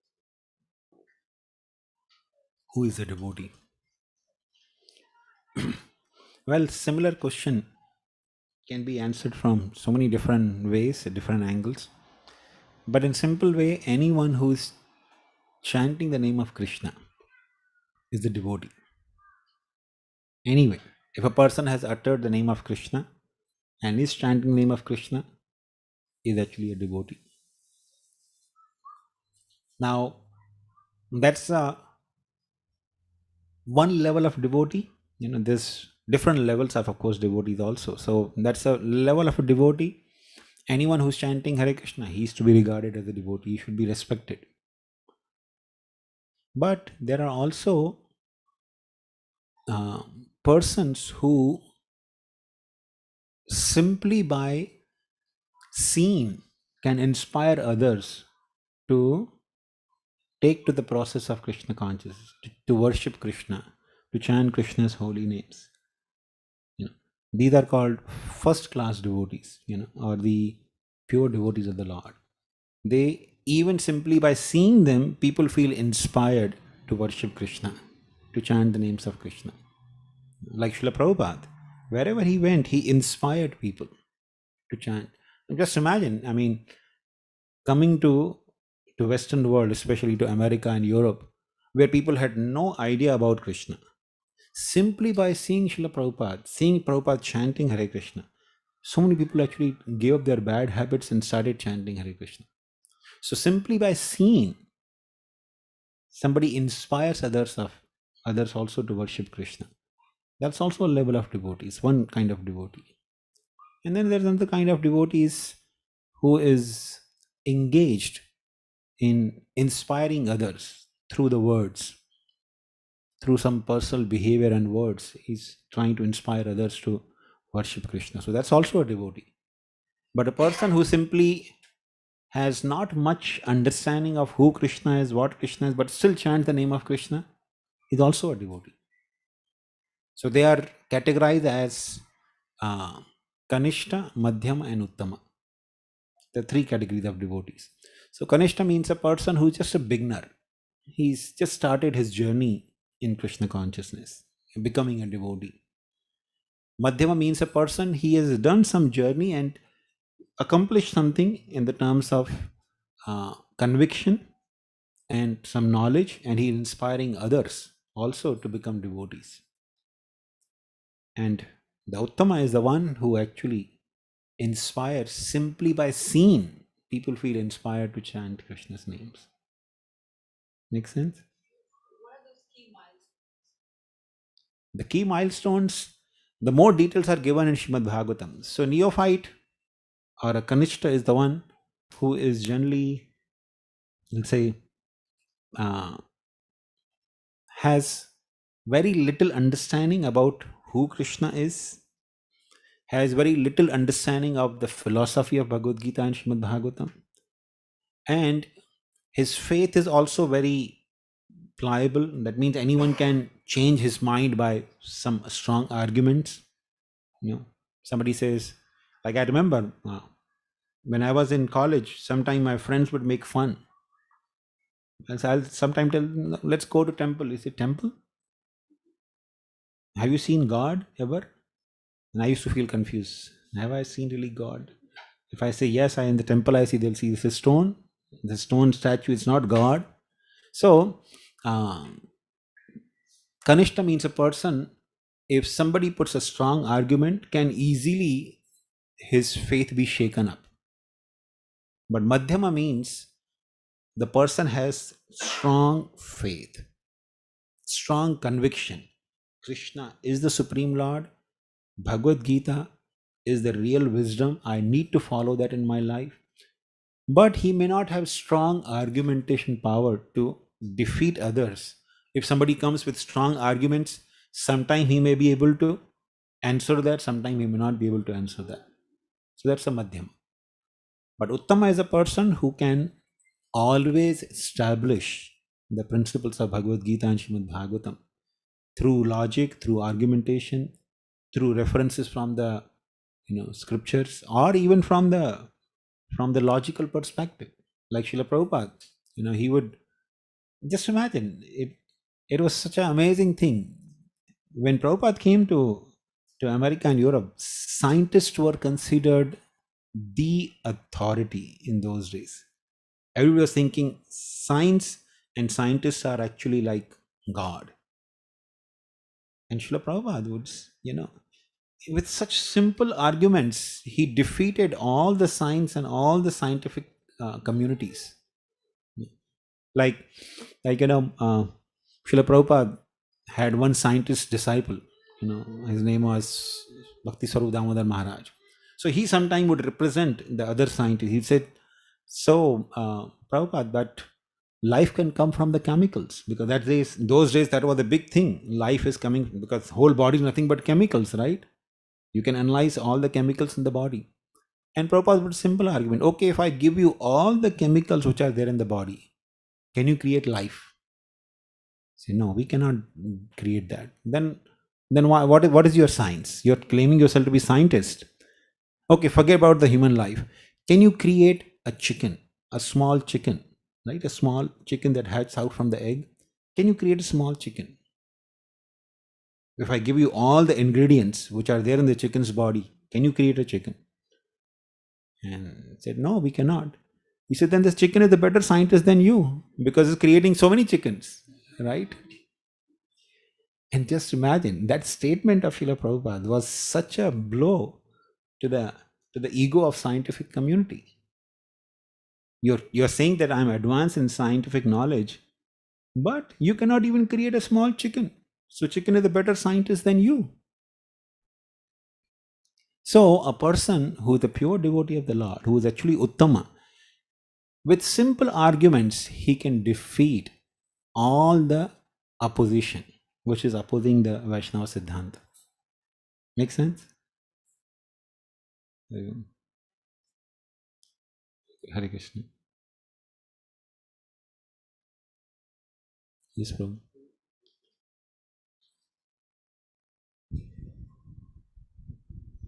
Hare Krishna Prabhu. Thank you for the very nice session about eco-friendly and ego-friendly. So this ego is quite attached to oneself. It's very difficult to come out of it when we are thinking, even after practicing Krishna consciousness. The same ego which we were projecting in our material activities, we start projecting that in our spiritual activities as well when dealing with the devotees. And how do we get over it? Actually, His Holiness Radhana Swami Maharaj keeps emphasizing just one remedy which is actually capable of uprooting this tendency of keeping oneself at the center of attraction. In other words, to shake and purify that false ego, is possible by taking the role of a humble servant. Because ego propels or aggravates the propensity of enjoying. I am the center, everyone should be worshipping or serving me. That's what ego agree with, right? Ego actually convinces the living entity, I am the center of everyone's attraction. Everybody should be serving me. So, in order to negate that, one has to take to the attitude of being servant. Yeah. So, if we are taking anything that we do in our Vaishnava society or in Vaishnava community, if we are doing it consciously with a service attitude, that actually I am a servant, then it would be very easy to overcome the egoistic propensities. If a person remembers always that I am actually a servant, and that remembrance requires some conscious effort and endeavor. Just like, a simple example. I learned that one principle of always writing, please accept my respectful obeisances, all goes to Srila Prabhupada. Maharaj actually taught me in the beginning days of my Krishna consciousness that you should always write the full sentence. Okay. So it happened many times that I was sending an email to some devotee and I was in an angry mood and I wanted to give left, right, and center. So I type, please accept my respectful obeisance, all goes to Prabhupada. And I'm thinking, now what should I write? That you are nonsense, you're this, you're that. So then you delete the email only. It never happened. So just following that simple principle saved me from a lot of Vaishnava. So similarly, when we follow these small etiquettes, which actually helps us to remember that I am servant, that helps us to not yes, once again. So that will help us to overcome this egoistic propensity. Yes, even while doing some service, especially in the Vaishnava community, if you are doing some service which brings a lot of respect and honor from everyone, it's so natural to start thinking that actually I deserve it. I should be served by everyone. They're so easy to develop that notion, and that notion actually is the beginning of series of problems. And it doesn't begin and end in there only. Whenever a person develops a notion, yes, everybody, now I'm a senior, therefore they should be serving, they should be actually respecting me. This kind of notion is just the beginning of the series of problems, which we have seen in our Vaishnava communities in so many different ways. So many problems come up when the person, especially in a senior position, develops this idea of me should be respected. Okay? So taking always a humble position in whatever service we are doing, to always remember that I'm actually a servant, nothing more than a servant. And we see we've been reading Chaitanya Bhagavat every day in the morning. Chaitanya Bhagavat, Nityananda Prabhu, who is actually the Lord, he is the Lord, he is Bhagavan, Sevak Bhagavan, and Advaita Acharya. They are eager to be recognized as servants of Lord Chaitanya. In fact, Advaita Acharya's pastimes are filled with so much sublime lessons that how desperate we should be to be recognized as servants. So that once is a sure shot solution to purify our ego. I hope that You hit the nail. Thank you. yes, Mati, you were saying something. So this is what ISKCON attracted me because I feel there's such a sense of relief when you feel like you're servant of everyone and you want to serve selflessly, and this is what attracted me. Like the most humble Maharajas and preachers, I find them in ISKCON, and I've done a lot of good in my life, so it was such a refresher. I had one.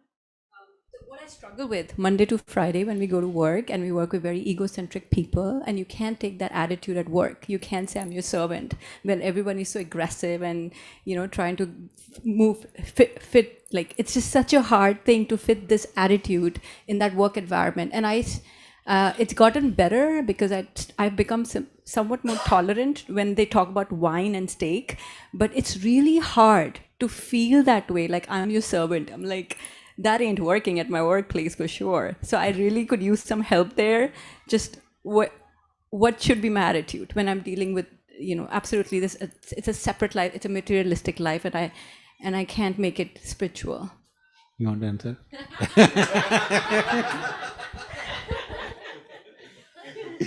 I love it.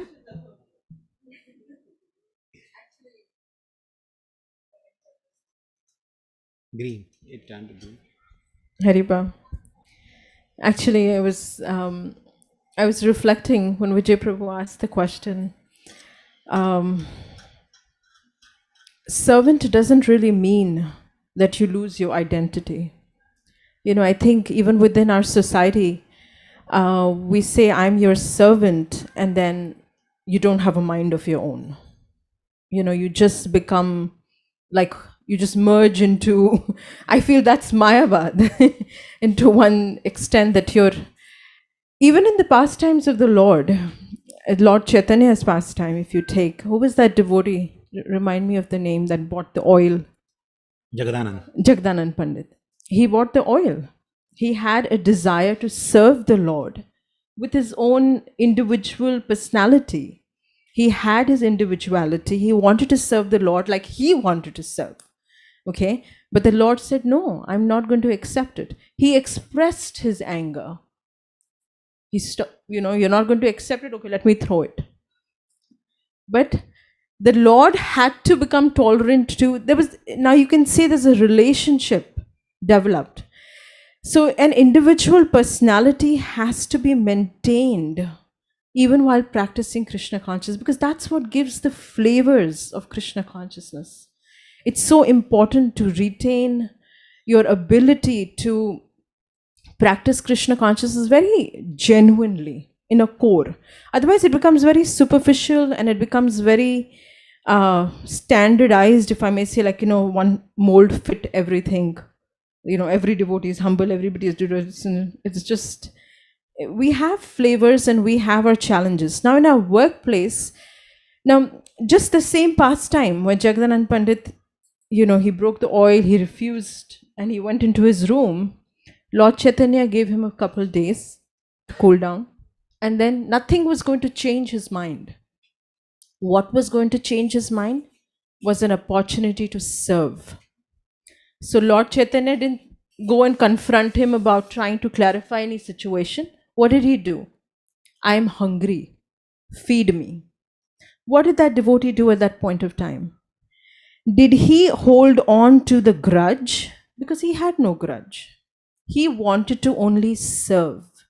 So the minute the Lord said, engage in service, he forgot everything, got himself up and started to cook for the Lord and fed him to the heart's content. Now the point I'm trying to make here is the attachment has to be to the service. When we put, now coming back to your question, where we're saying that, we go to the workplace and we're saying that, I want to be humble, I'm humble, I'm your servant. There it feels the consciousness of when it says you're a servant, that means you don't have your identity, right? You're just going to obey a command. But that's not actually what a servant means. They have the individuality, they have the identity. The focus is on the experience and the focus is on the growth. Now, when I'm in a workplace and I want to, in the mood of service, I am going to express my opinion. Okay? But if you do it in the mood of service with respect to what other person is saying, they will see and feel your humility. Okay? If we are even amongst devotees, if we express in a way that I have expressed my point. At the same time, I respect the other person's point, whether it's in a team discussion, whether it's in, whether it's in a situation of, deciding what we're going to do with our next project. You express your point and you express why I think that this is going to be important for the entire team. But do it in the mood of humility. When I say in the mood of humility, comes from a place where you don't just think your opinion is all that matters. It's also the other people's opinion that matters. And when we learn the art of doing that, then humility doesn't become a separate entity from us. You retain your individuality, retain your personality. At the same time, humility is just, it's reflected in all your actions, because you're willing to give up your idea immediately if you sense that there is a higher purpose in somebody else's presentation. Does that somewhat answer your question? Let me just add something. So in workplace, especially when you're talking about humility, right? It is not that people who are not practicing Krishna consciousness cannot see the humility. They also feel and see the humility. As she was saying, it has to be done in an appropriate way. So suppose you are on a managerial role and you are asked to give your guideline or set up some rules for the whole team, and you say, no, well, I'm servant, so I'm all of your servant, then you set the rules. It doesn't going to work, right? It's not going to work. So then your service is to set the rules for everyone, and not only set the rules but enforce that everyone does follow the rules, and it's done in the mood of service. I'm like nowadays, especially in the corporate, it's a servant leader is a very, very common term they use. So you are doing it as a leader but in the mood of servant. So you become servant leader and everyone else can actually perceive. I'll just give one example. One devotee was going through divorce. Okay, so in divorce, generally there's a lot of accusation. They accuse each other and all. So he was asking me, my wife is accusing me a lot in the court. What should I do? I said, just follow one thing. Be truthful and don't accuse her of whatever she has done to you. Okay, be just truthful. You don't have to go out and propagate, oh, I did this wrong, I did not. No, admit your fault, that, and don't accuse her of anything, even though she may have hundreds of faults. So the girl was trying to take the position of the child and she was accusing him in the court for so many things. Now, just from neutral perspective, the judge, when he was giving judgment, he told the girl, I have seen this whole trial. You have been so much accusing your husband, and he has not accused you for even once. So that tells me a lot that you need some improvement. So I'll give you possession, 50% of possession of the child, only on the condition that you go for counseling. Just imagine, the judge could see the humility as well. So it's not that humility cannot be perceived. It can be perceived by everyone. Even non-devotees can perceive that. The only thing is if we do it in an appropriate, intelligent way. Make sense? Yes, yes. I understand that higher perspective that you're talking about, focusing on the service that Krishna has given us. Yeah. Actually, I remember once His Holiness Radhan Maharaj was sharing that if you are, he was told by Ramesh Baba, he said, if you are in the forest and you come in front of a ferocious animal like a lion or tiger, he said, if you even have a trace of idea that I am superior to this animal, I deserve more, to live life than this animal, that animal will surely attack you. But if you have this consciousness that actually my life is insignificant, I am inferior to these lower animals like lion or tiger also, they are actually superior to me in every way. they will leave you. And this was, Ramesh Baba's experience. He used to live in Vrindavan. That time there used to be a lot of wild animals. And he said, if you have this kind of consciousness, the wild animals will leave you alone. So Krishna is there in everyone's heart as Paramatma. Even if somebody is nothing to do with devotional service or doesn't know anything about spirituality, they have Paramatma in their heart. Krishna is there in their heart as well. So if we simply follow the principle of genuine humility, it will automatically inspire others also. Krishna will inspire them from within appropriately to reciprocate. Make sense?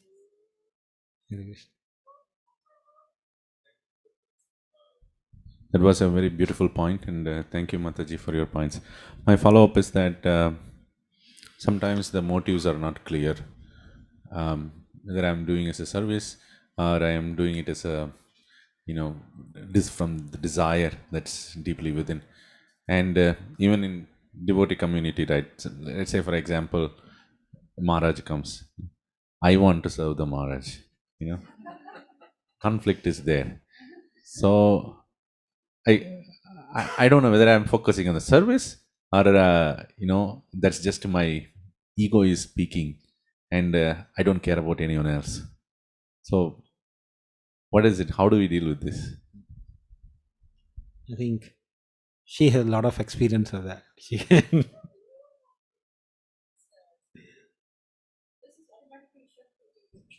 Or okay. Actually, the first and foremost point is that when we're dealing with people, we have to understand. Now there's two change of thoughts going on in my mind, but let me finish the first one. When we're dealing with people, whether it's at work, whether it's within the devotee community, someone that's just newly come amongst the association of devotee, we do not know where they're starting Krishna consciousness from. We do not know how exalted they are or how exalted they can be. And with the few years that I've been trying to practice Krishna consciousness, I've seen that, oh, this child, this boy just came right in front of me. Look at him now. Look at the intensity with which he's practicing Krishna consciousness, or she's practicing Krishna consciousness. And I can see it's not from one lifetime. But I did have the same feeling when I met that person on the first day. I had that sense of me knowing more or me being better, right?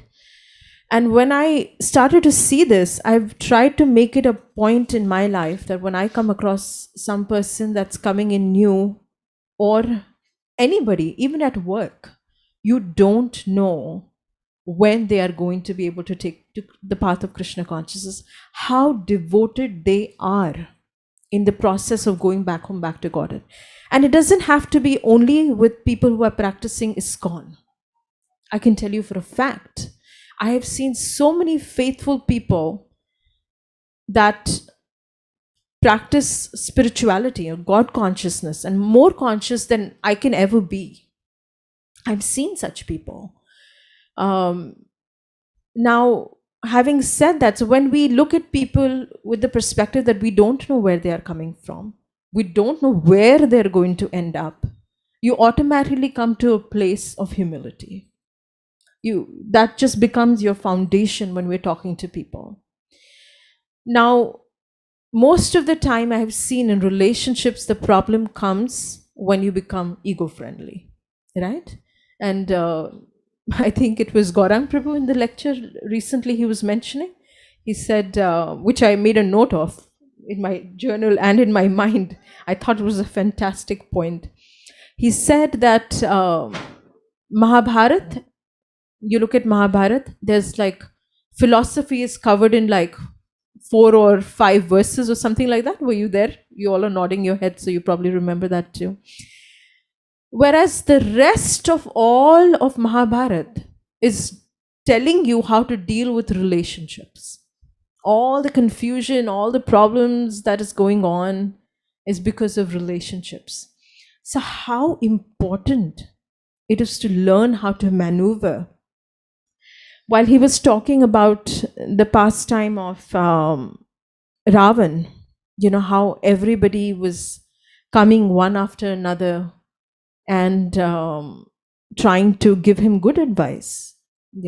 First everybody was coming one after another person trying to give him good advice, but that fire of that ego is so difficult to overcome.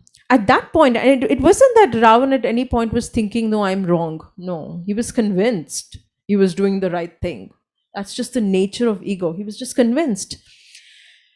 The same thing you see, and I was just tying threads in my head, the same thing you were seeing in the pastime of Maharaj Yudhishthir, who was a devotee, while he was in the gambling match. When Ravan's first son died, Akshay Kumar, he sends the other one. Now I'm going to win. He had that, oh, maybe I'm going to win. No, the next one is going to kill Ram. Then he sends, okay, now wake up Kumbhakaran. He is going to kill. He was constantly putting things at stake.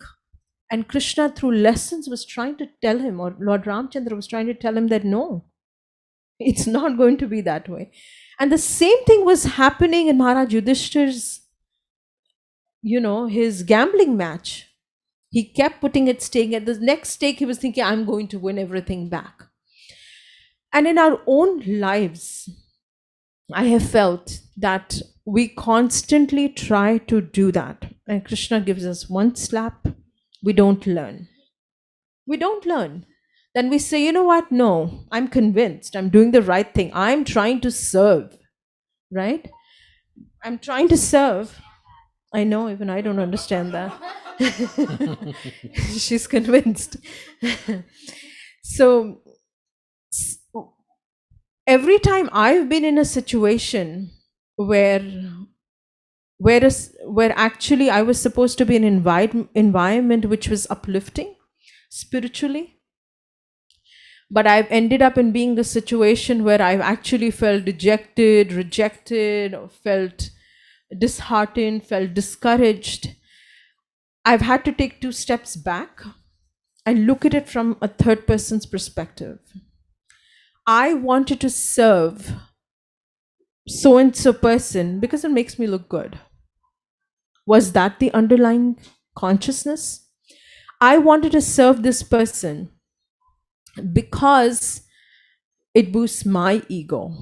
Everybody is thinking, oh, I'm so connected to this famous person. Is it that? I want to serve this person because I know in my heart of heart that nobody else can serve better than I can. Is that what it is? Or is it that I genuinely really want to serve this person? And most of the time, in my heart of heart, if I really went deep and true in my heart of heart, I've realized it's everything but the fact that I really wanted to serve. Because if I really wanted to serve, I could have been outside fixing the slippers and not be noticed. So every time you reflect into that, if I have received a slap in a place where I was supposed to receive encouragement, Krishna's trying to tell me and teach me a lesson. What is that lesson? I better learn it now because that slap is going to start getting harder. So if we don't reflect, and he's a loving father. He will do that. I do it with the children, right? We all have children. We all do it.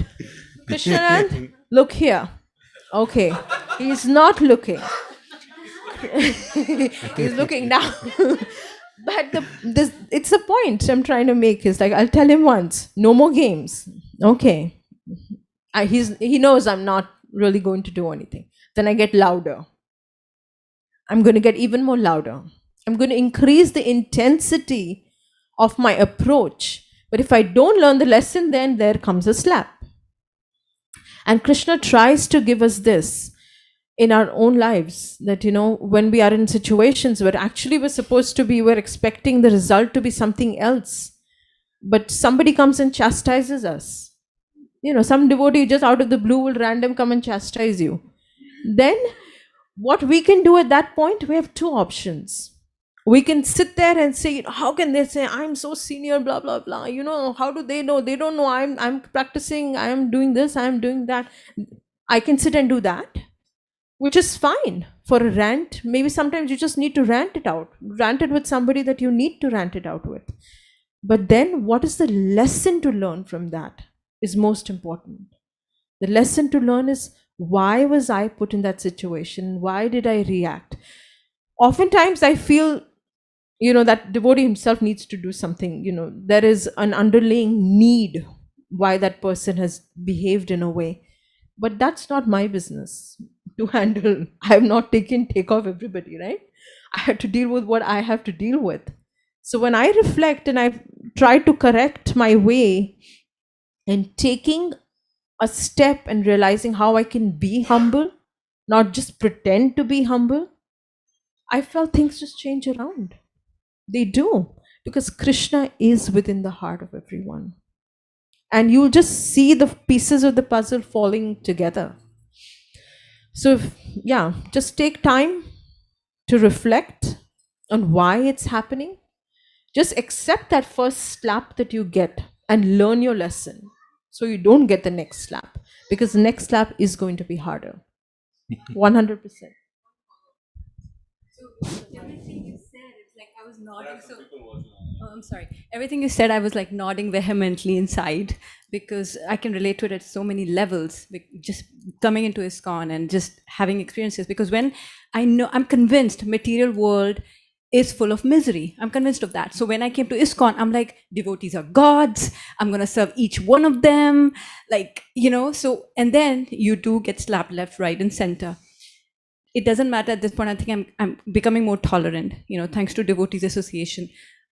But then, because what I want to focus on is, you come from material world, you come to spiritual world, and you're like, okay, Krishna is everything for me. And then Krishna is going to protect me. And that's what he says in Gita, I will take away your sinful reactions. I will protect you. Do not fear. But then I have seen in little association that I've had that, but the very nice devotees of Krishna also suffer. And then it's like, ooh, material world was hard, but like you come to Krishna consciousness and you think you're protected, but then some miseries fall upon pure devotees. And I just have been I've always struggled with that, because I thought now we are all protected. Like nothing bad should happen to us. But that's not true. So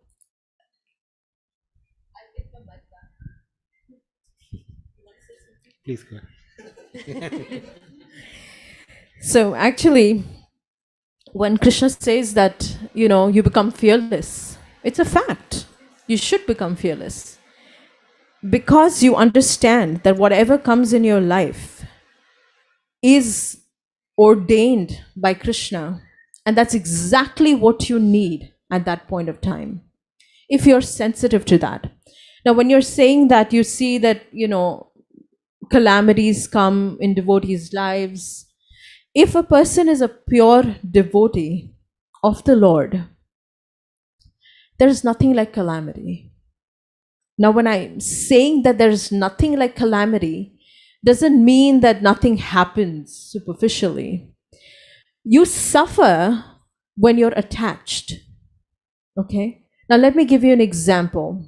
He was just talking about the pastime of, the Ayodhya Vasis.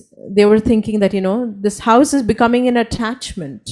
Let us just burn the house and go to the forest, right? They were able to do that.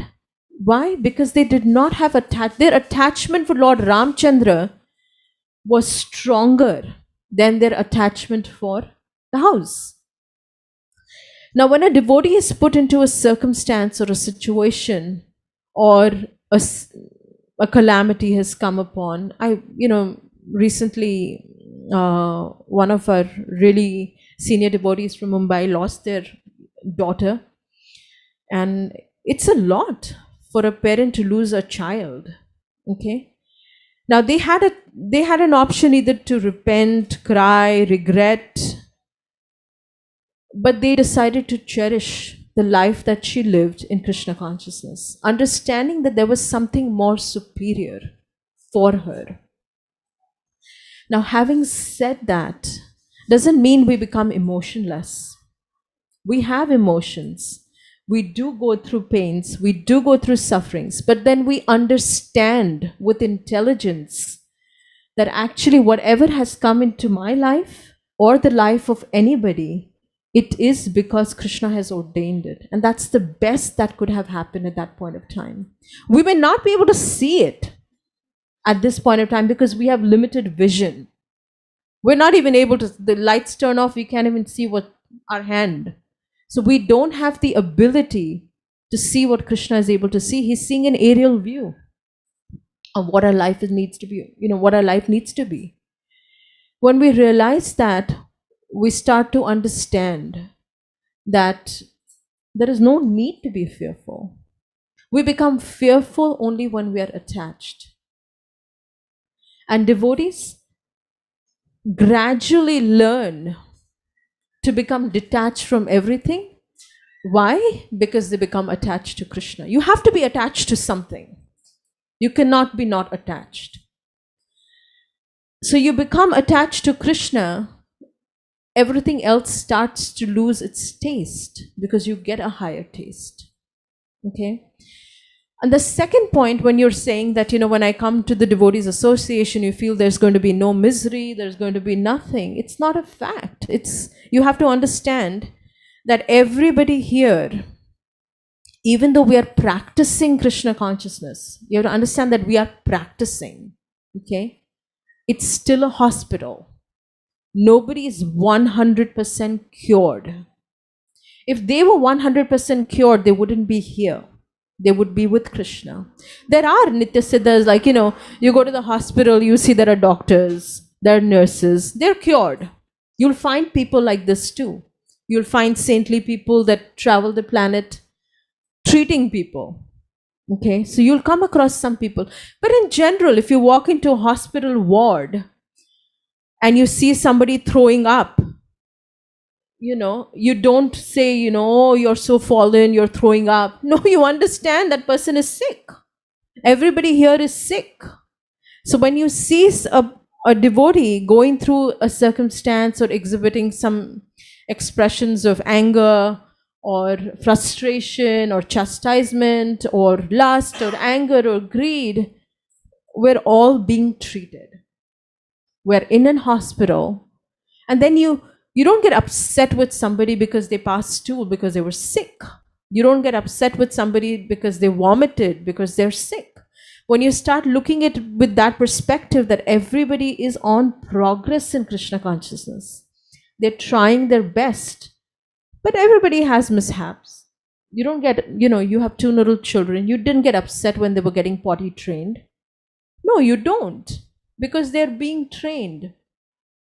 So when we are amongst devotees and you see that devotees are going through challenges or something, you try to understand where they're coming from.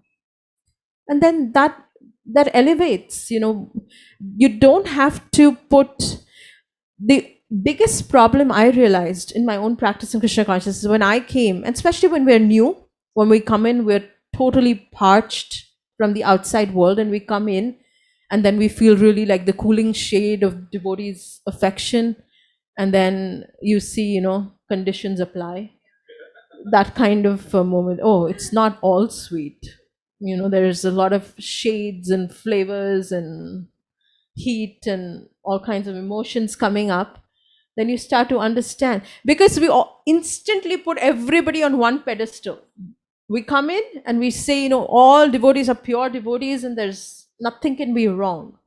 But then with logic and understanding, you have to understand that everybody is trying to practice Krishna consciousness, and you should be appreciative of that fact. And then just see their outbursts or their emotional needs as a cry for something else. It has nothing to do with you. And that will help us just continue in the process of practicing Krishna consciousness without committing offenses. Because if we see them as elevated and then we see them reacting and behaving in a certain way, we start holding. First, we hold in our mind, look at how that devotees. And then we start talking about it. Then it's going to exhibit in our actions. And then we're totally outright committing offenses. Okay? But when we accept people for who they are, there's no question we're committing offenses. Okay? We have conditionings. Yeah, so what? You know, this person did something. Okay, there is a need. They have needs too. When we look at it from that perspective, then you're very easy and forgiving. And it's a very positive ground to work on. Does that help in any way? Okay. Okay. Thank you. I think the only thing, the summary of what she said is, whenever you see some devotees in distressful or miserable or some miserable condition, know that the person is work in progress in general. When work in progress is not ready yet to go back. That's it.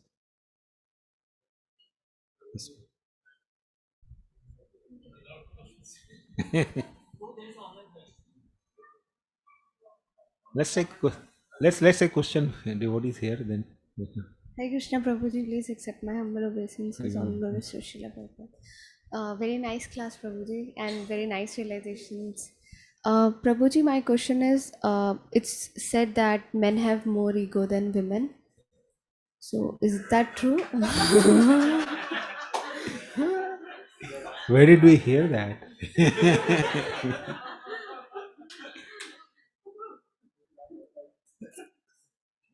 in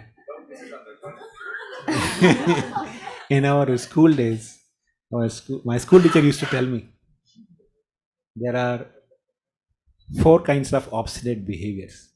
Now that you can translate into ego. Ego means obstinate behavior, right? Yeah. So he said 4 kinds of obstinate behavior exist in this world. One is when the person who is very powerful, like a king, when he becomes obstinate, everybody has to comply. Rajhat. Raja becomes hati or becomes obstinate, then everybody has to comply. But then, superior to Rajhat is Rishihat. Rishihat means when the sage becomes obstinate, even king has to bow down. You know. But superior to Rajhat or Rishihat is Srihat.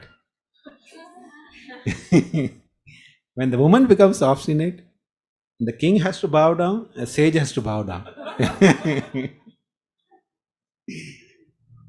But even above Strihat is Balhat. When a child becomes obstinate, even mother, the woman has to bow down. So children are most obstinate.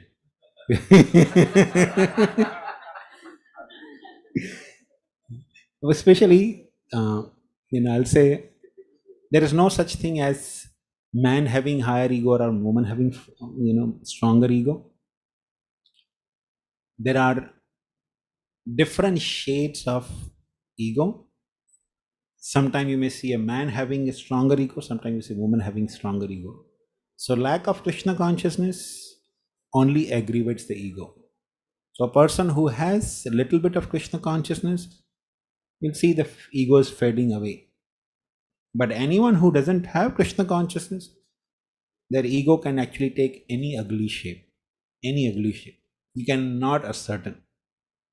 And what ugly shape it will take? You can just go to the courts and see how people accuse each other, fight with each other, on small thing, insignificant thing. Once His Holiness Radha Goswami was saying that one person used to always come to him and tell him, Maharaj, I want to hear sometime from you the Ramayana Katha, especially the love of Bharat for his brother Ram. Sometime I want to hear that Katha from you. So one time Maharaj was doing Katha on Ramayana and in the same cities. So he expected this person will come. So first day he didn't come, but he came on the 3rd or 4th day of the Katha. So Maharaj said, what happened? You have been asking for this Katha for a long time and I started this Ram Bharat Milap Katha and you didn't come. He said, Maharaj, what to tell you, some court case is going on with my brother. Maharaj said, court case with brother? For what? He said, some property issue. He said, you wanted to hear Ram and Bharat's love and you are fighting with your brother in the court? Why don't you just give him everything? He said, no, Maharaj, that's a lot of property. I cannot just give away. So it's the whole idea is, even if a person has slight Krishna consciousness, then you will see the person is willing to let the things go. But when there is no Krishna consciousness, it's very difficult to let go the things, whether it's man or woman, no matter who she is. So you can see a man can behave very ugly and a woman can behave very ugly. When the ego is, aggravating the situation. You want to add something? Very good. Actually, the quote that you're referring to, I mean, I've heard it, and we've seen it, and we've heard it in several places, on broadcasted on social media as well, right? Now, there's practically two ways to look at it. Of course, the perspective of that, it can be a man or a woman. When you're saying the man has the ego, most of the time it comes from, let me put it that way. A man actually, if you look at a man, the way the Vedic history has been coming through, he has been responsible for, like you say, the man is the head of the family, or the man is leading, his wife, and it's there, everybody else is dependents. That, what does that do? Even when you go, the higher positions are held by men. What does that do? That inflates the ego. So it's not that the man has more ego, he just had more opportunities to inflate that ego. Okay? However, that's changing now. Now women are getting equal opportunity, or even more, to inflate that ego. So for quite some time, men had the opportunity of inflating their ego by being the head, or considering themselves the head, or karta bharta, like you say in Hindi, of families, but that's changing. Nowadays, women are leading families. Financially is a big ingredient to boosting your ego. I'm supporting you, right? So ample opportunity for women to inflate their egos too. But in this whole reference, I remembered Srila Prabhupada, the scriptures say women are less intelligent, right? So very, very hurtful statement sometimes, right? Very difficult for women in this age to understand and relate to that. Now, some of us will accept it because, we want to practice Krishna consciousness. Initially, when I started practicing Krishna consciousness, I was like, I accepted it because, that was insignificant. What I was getting from Krishna consciousness was higher. But as and when I'm looking at that statement more and more and more and more, I understand. And then there was a wonderful pastime as to one of Srila Prabhupada's disciples that goes to Srila Prabhupada and says, Prabhupada, you mentioned that, women are less intelligent. So he said, and so Prabhupada, but why are women less intelligent? He said, if you think you're a woman, then you are less intelligent. So the very fact that we're creating this discrimination that I'm a man or a woman, I am less intelligent, because that's all at the level of the body. It is at the level of the body. Even though we have to have certain discriminations at the level of the body, same thing is with the male ego or the female ego. It's still at the level of the body. And surprising enough, oftentimes,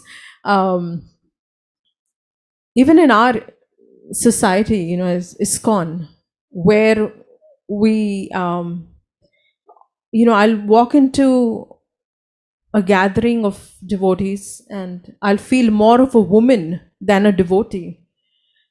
It's sometimes we have to just overbar that difference in terms of that, I'm a man or a woman, or the man has more ego, or the woman is less intelligent. We have to overpower that bar and just look at each other as devotees. But still, I understand, there are certain discriminations that you have to make, but at the level of the soul, it's very important to start growing at that space. I don't think I'm even clarifying what I really want to say at this point of time, because I deeply emotionally feel about it. But the exact point that I'm trying to make here is that when you walk into a spiritual gathering or you're amongst devotees, don't let the bodily restrictions limit you in a way that you cannot practice Krishna consciousness, because it is not a limitation. You don't have to end up feeling more of a woman, and the men don't have to feel more of men. They have to understand that we are practicing Krishna consciousness to rise above the platform of man and woman, or ego and less intelligent. Go ahead. That's good. Thank you. Yes, Anand will do.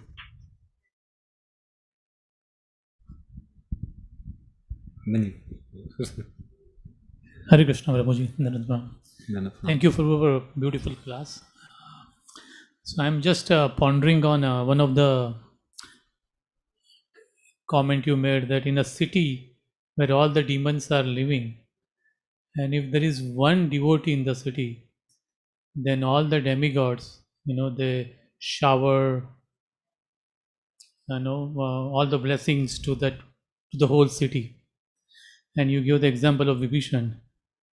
Now I'm just wondering what it takes for a Vibhishan to live in a community where all the demons are, and how he is able to still perform and remember Lord in the community of demons. So what it takes for a Vibhishan to do that, because in this world, we have to come to that point. So Thank you very much for that nice question, too. What it takes to practice Krishna consciousness in a atmosphere that is surcharged with enjoying propensity. So yes, it is, for an ordinary person, it's a very difficult task. But for a pure devotee of the Lord, doesn't matter whether it is saturated or surrounded by the egoistic people, or it is actually surrounded by Vaishnavas. For a pure devotee of the Lord, doesn't make any difference. Srila Prabhupada once, he was walking with devotees, taking a walk on Worli sea face. He was just walking, and the devotees brought him to a place which was having a lot of stinking smell, very filthy smell. So they told Srila Prabhupada, sorry, we brought you from this place, it's so stinking. Prabhupada said, no, it is Vaikuntha. Prabhupada, he made a statement, no, this is a Vaikuntha. Now, how do we understand? The place was stinking. Prabhupada is walking with the devotee, and Prabhupada said, this is Vaikuntha. Vaikuntha doesn't have stinking smell, right? But how do we understand? Because a devotee, a pure devotee of the Lord, is always in Vaikuntha consciousness. Another time, Srila Prabhupada was taken to a big mall, I believe somewhere in Europe. He was taken in a big mall, and they almost took for 2 hours to take inside the entire mall. It was a big, huge mall. So after 2 hours, Prabhupada came out and looked towards that mall, beautiful mall, and he had tears in his eyes, and he said, people are so miserable here. Now just imagine, when you go to mall, do you see anyone miserable there? Do you see anyone miserable? People are so happy, they are shopping. And Prabhupada comes out, he had tears, and I said, people are so miserable here. That people are, just trying to alleviate or remove their misery by shopping. That's what people do. People, especially here in US, people To remove their distress, they go to shopping mall to do some shopping, right? So, for a devotee of the Lord, for a pure devotee of the Lord, doesn't matter whether it's a apparently happy place or a distressful place. He's always in Vaikuntha consciousness. He can see distress even in happy places, and he can see the immense happiness even in the most distressful places. Haridas Thakur going to the prison, he's saying, he sees all the prisoners so much having devotion, seeing Haridas Thakur, they were having so much devotion. He said, may you remain in this consciousness forever. May you remain in this condition forever. So they thought, oh, this condition in the prison forever? No. So actually a pure devotee of the Lord can practice, or I think remember Krishna in any condition of life. Now it comes to sadhaka, it's difficult. If a sadhaka or person, you or me, we have to go and live in Lanka where all demons around, probably will be taken, very much taken away by carried away by the influence around us. We need association of devotees. So practicing Krishna consciousness is for a sadhaka, he needs association of Vaishnavas, very essential ingredient. In fact, Radhanand Maharaj always makes this statement. He thinks, if you think that you can practice Krishna consciousness on your own, he says, you are insane. That's what Maharaj uses the word. You are insane if you think you can do it on your own. We need association of devotees. So Vibhishan, because he's a pure devotee of the Lord, he can live in Lanka and yet constantly be immersed in Krishna consciousness. But for ordinary people, the association is immensely. I hope that answers you. Sure. Thank you. Very good. Yes, please. So, while you were reflecting on, talking about Vibhishan, I've been listening to Sundarkand, often, and in that a passage comes where, Hanuman is just, flying over Lanka, and then he comes to this particular house where he sees a tulsi plant, and then he hears somebody say Ram, Ram. And then at one point he's thinking, how come there is in such a horrific place, there is a tulsi plant flourishing, and then there's somebody is chanting the names. How is a saint actually surviving? And then when he goes closer to the house, he sees that Vibhishan is actually waking up, and then he starts to do his daily duties. So while you asked this question, I was reflecting that one key ingredient is your own strict sadhana. Now, most important thing is your own strict sadhana and then your association. Now, the only association you have there is of your mind.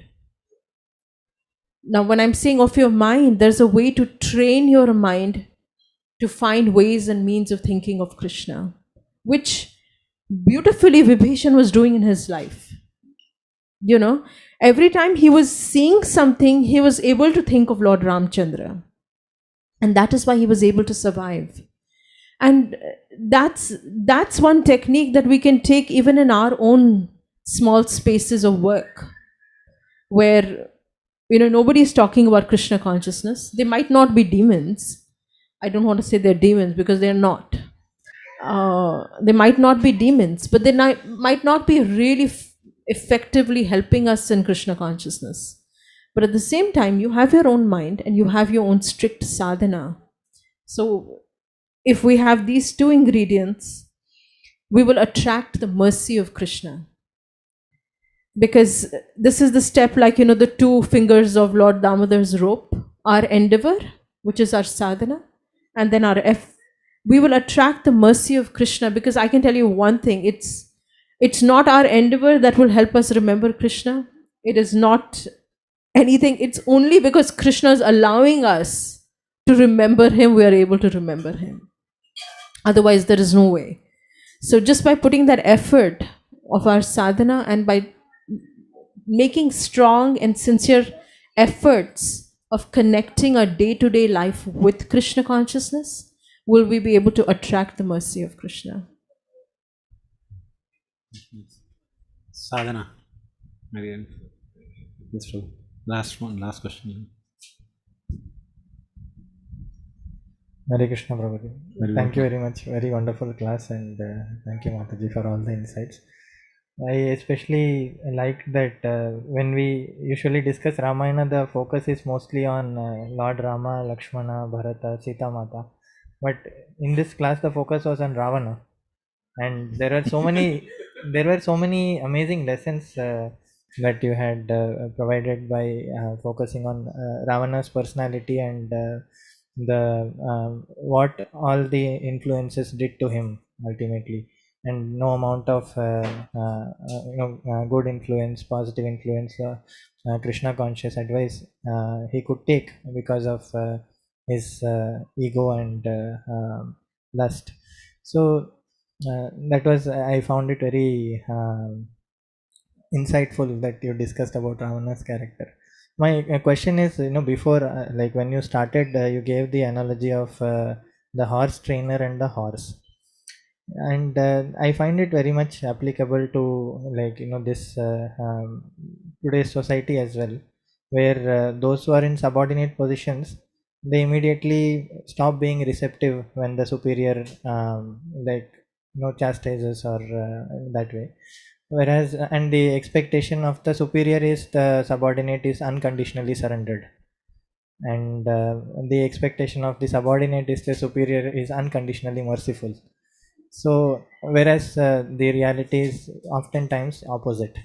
So, and when we ourselves are serving as a subordinate, we still would want the superior to be merciful. And similarly, if we are serving as a superior, then it's very easy to become angry on the children, for example. So how do we understand this dichotomy, and what can a person do to realize their true position and not expect what they cannot give? Expect what they cannot give. Okay. I think the better thing would be to give what you expect. Right? Actually, in Krishna consciousness, one of the things that we learn is to be conscious. Before becoming Krishna conscious, we do become conscious. Becoming conscious means you become conscious of the people, you become conscious of the people's feelings around you, you become conscious of people's needs. Then you also realize, sometimes it may be difficult for to realize people's needs or people's feelings, but then you can take your own example and see what your needs are, what your feelings are. Similarly, others also have the needs and the feelings. So if I'm working or serving in a capacity of a superior, just contemplate that now I may have superior position, but when I was actually rising to this situation, I had my challenges. I went through my situations as well, right? So similarly, people who are subordinate to me, they are also going through their challenges. Like say, for example, when we were small, when we were children, we wanted to play whole day. I remember I used to go, as soon as I come from the school, I would just take the bicycle and go, and for hours and hours I'd be just riding bicycle. Nobody would see me also. And even till late in the night, 10:30, 11, we were just playing outside. We would play, right? So similarly, when you see the children are playing a lot, right, then you understand they're going through the same phase. I was playing, all the time I was playing, right? So they are also playing. And whatever challenges I went through, similarly, they are also going through their challenges, right? So similarly in life, even in workplace, in relationships or relatives, everyone is going through certain situations, their challenges, they have certain needs, as I had. So if I'm in a superior position in any way, it is my duty to extend myself in a way that can actually uplift and help others. Makes sense, bro? So giving by, or providing by what others' needs are, you actually develop a much more stronger and good loving relationship with them.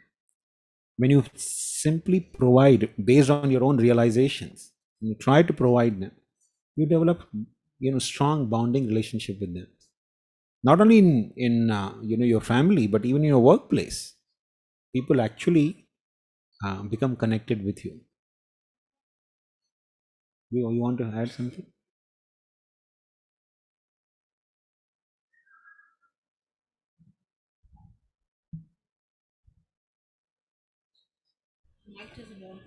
Yeah. No, I got it. I was just joking. When you were talking about the example of the horses, the key point there is, Krishna, if you can just move, I need to be able to see. Thank you. So the key point there was, without reason, if the horse was chastised without a reason or without an explanation, at that point the horse would become obstinate. This explains a very key ingredient here is communication, right? So superiors are looking for inferiors or subordinates to be responsive or surrendered, and the subordinates are seeking them to be all forgiving.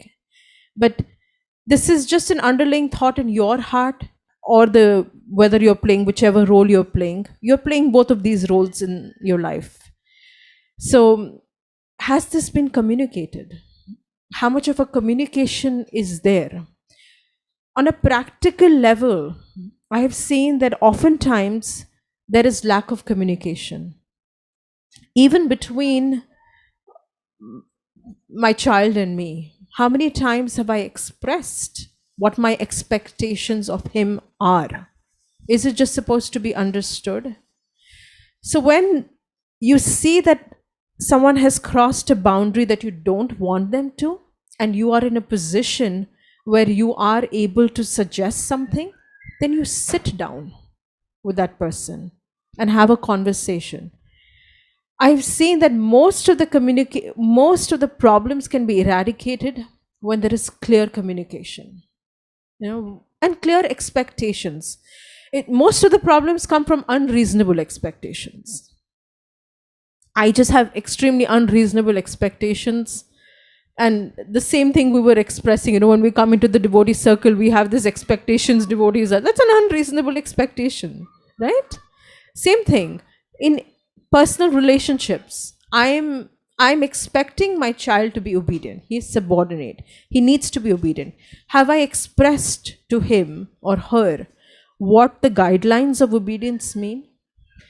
Then have a conversation. Is he expecting, what kind of expectations he has? When I start opening up my expectations, you'll see the other person is going to start opening up with their set of expectations. But there has to be a conversation, open-minded conversation. And when I'm saying an open-minded conversation, you just don't go there with your set. No, just because I said so, and I use this word very often with my kids, just because I said this, because I said so. But that's an unreasonable, just because you said it means nothing. You have an open conversation because they're able to bring something. Then it's a relationship. There is no one-way street in relationships. There has to be a two-way street. When you start giving the element of respect And there is an element of respect even with the subordinate, because you're listening to them, you're listening to their expectations, you are expressing your expectations.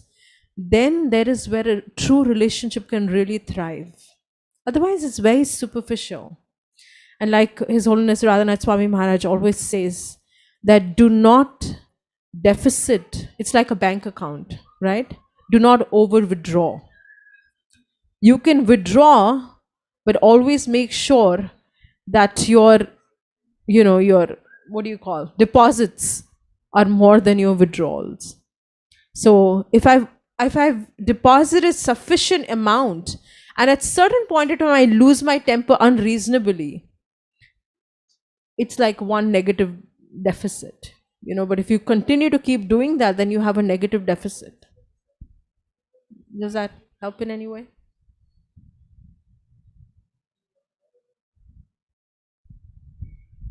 So thank you, Prabhuji, Mataji. So you were mentioning about empathy, and Mataji, you were mentioning about the significance of open-minded communication.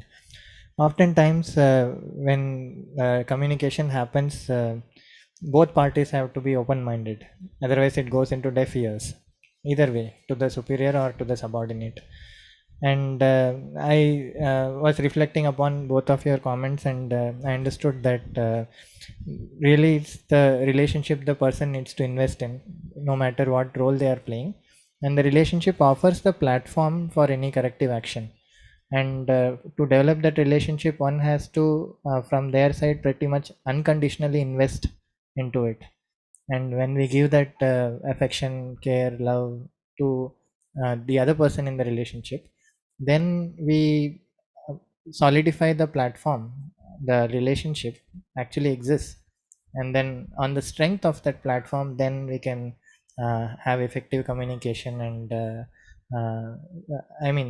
have reasonable expectations and so on. So thank you, that helps.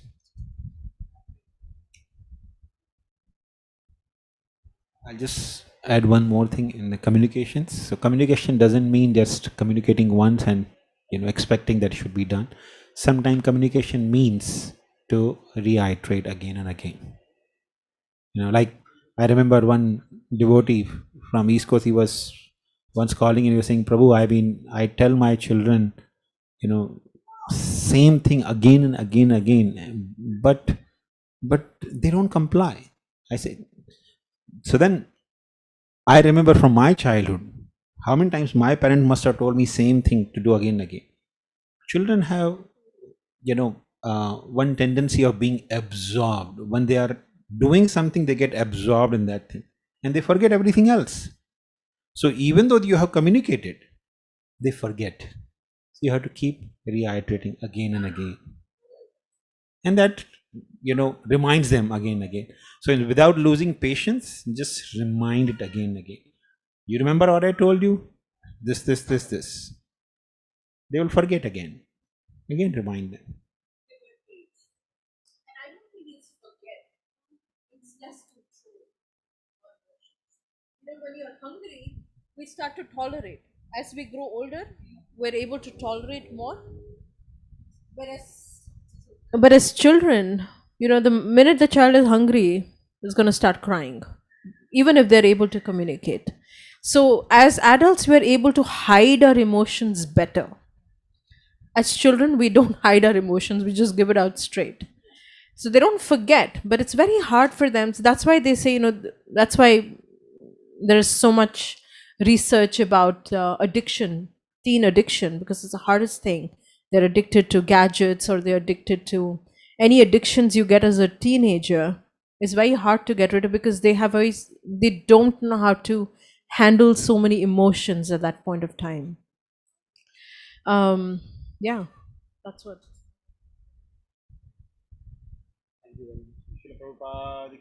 Hi. His Grace Shankaranand Prabhu ki jai. Govinda Priya Mataji ki jai. Thank you, Shankaranand Prabhu and Govinda Priya Mataji, for coming here and extending your association. We learned a lot about eco-friendly and ego-friendly, as well as very wonderful QA session. I felt home. So, and also thanks to Aniruddha Prabhu for opening his home. And almost here all the devotees have participated in cooking prasadam. So I don't want to list out the names. Thank you everyone for doing this, and we'll have prasadam now.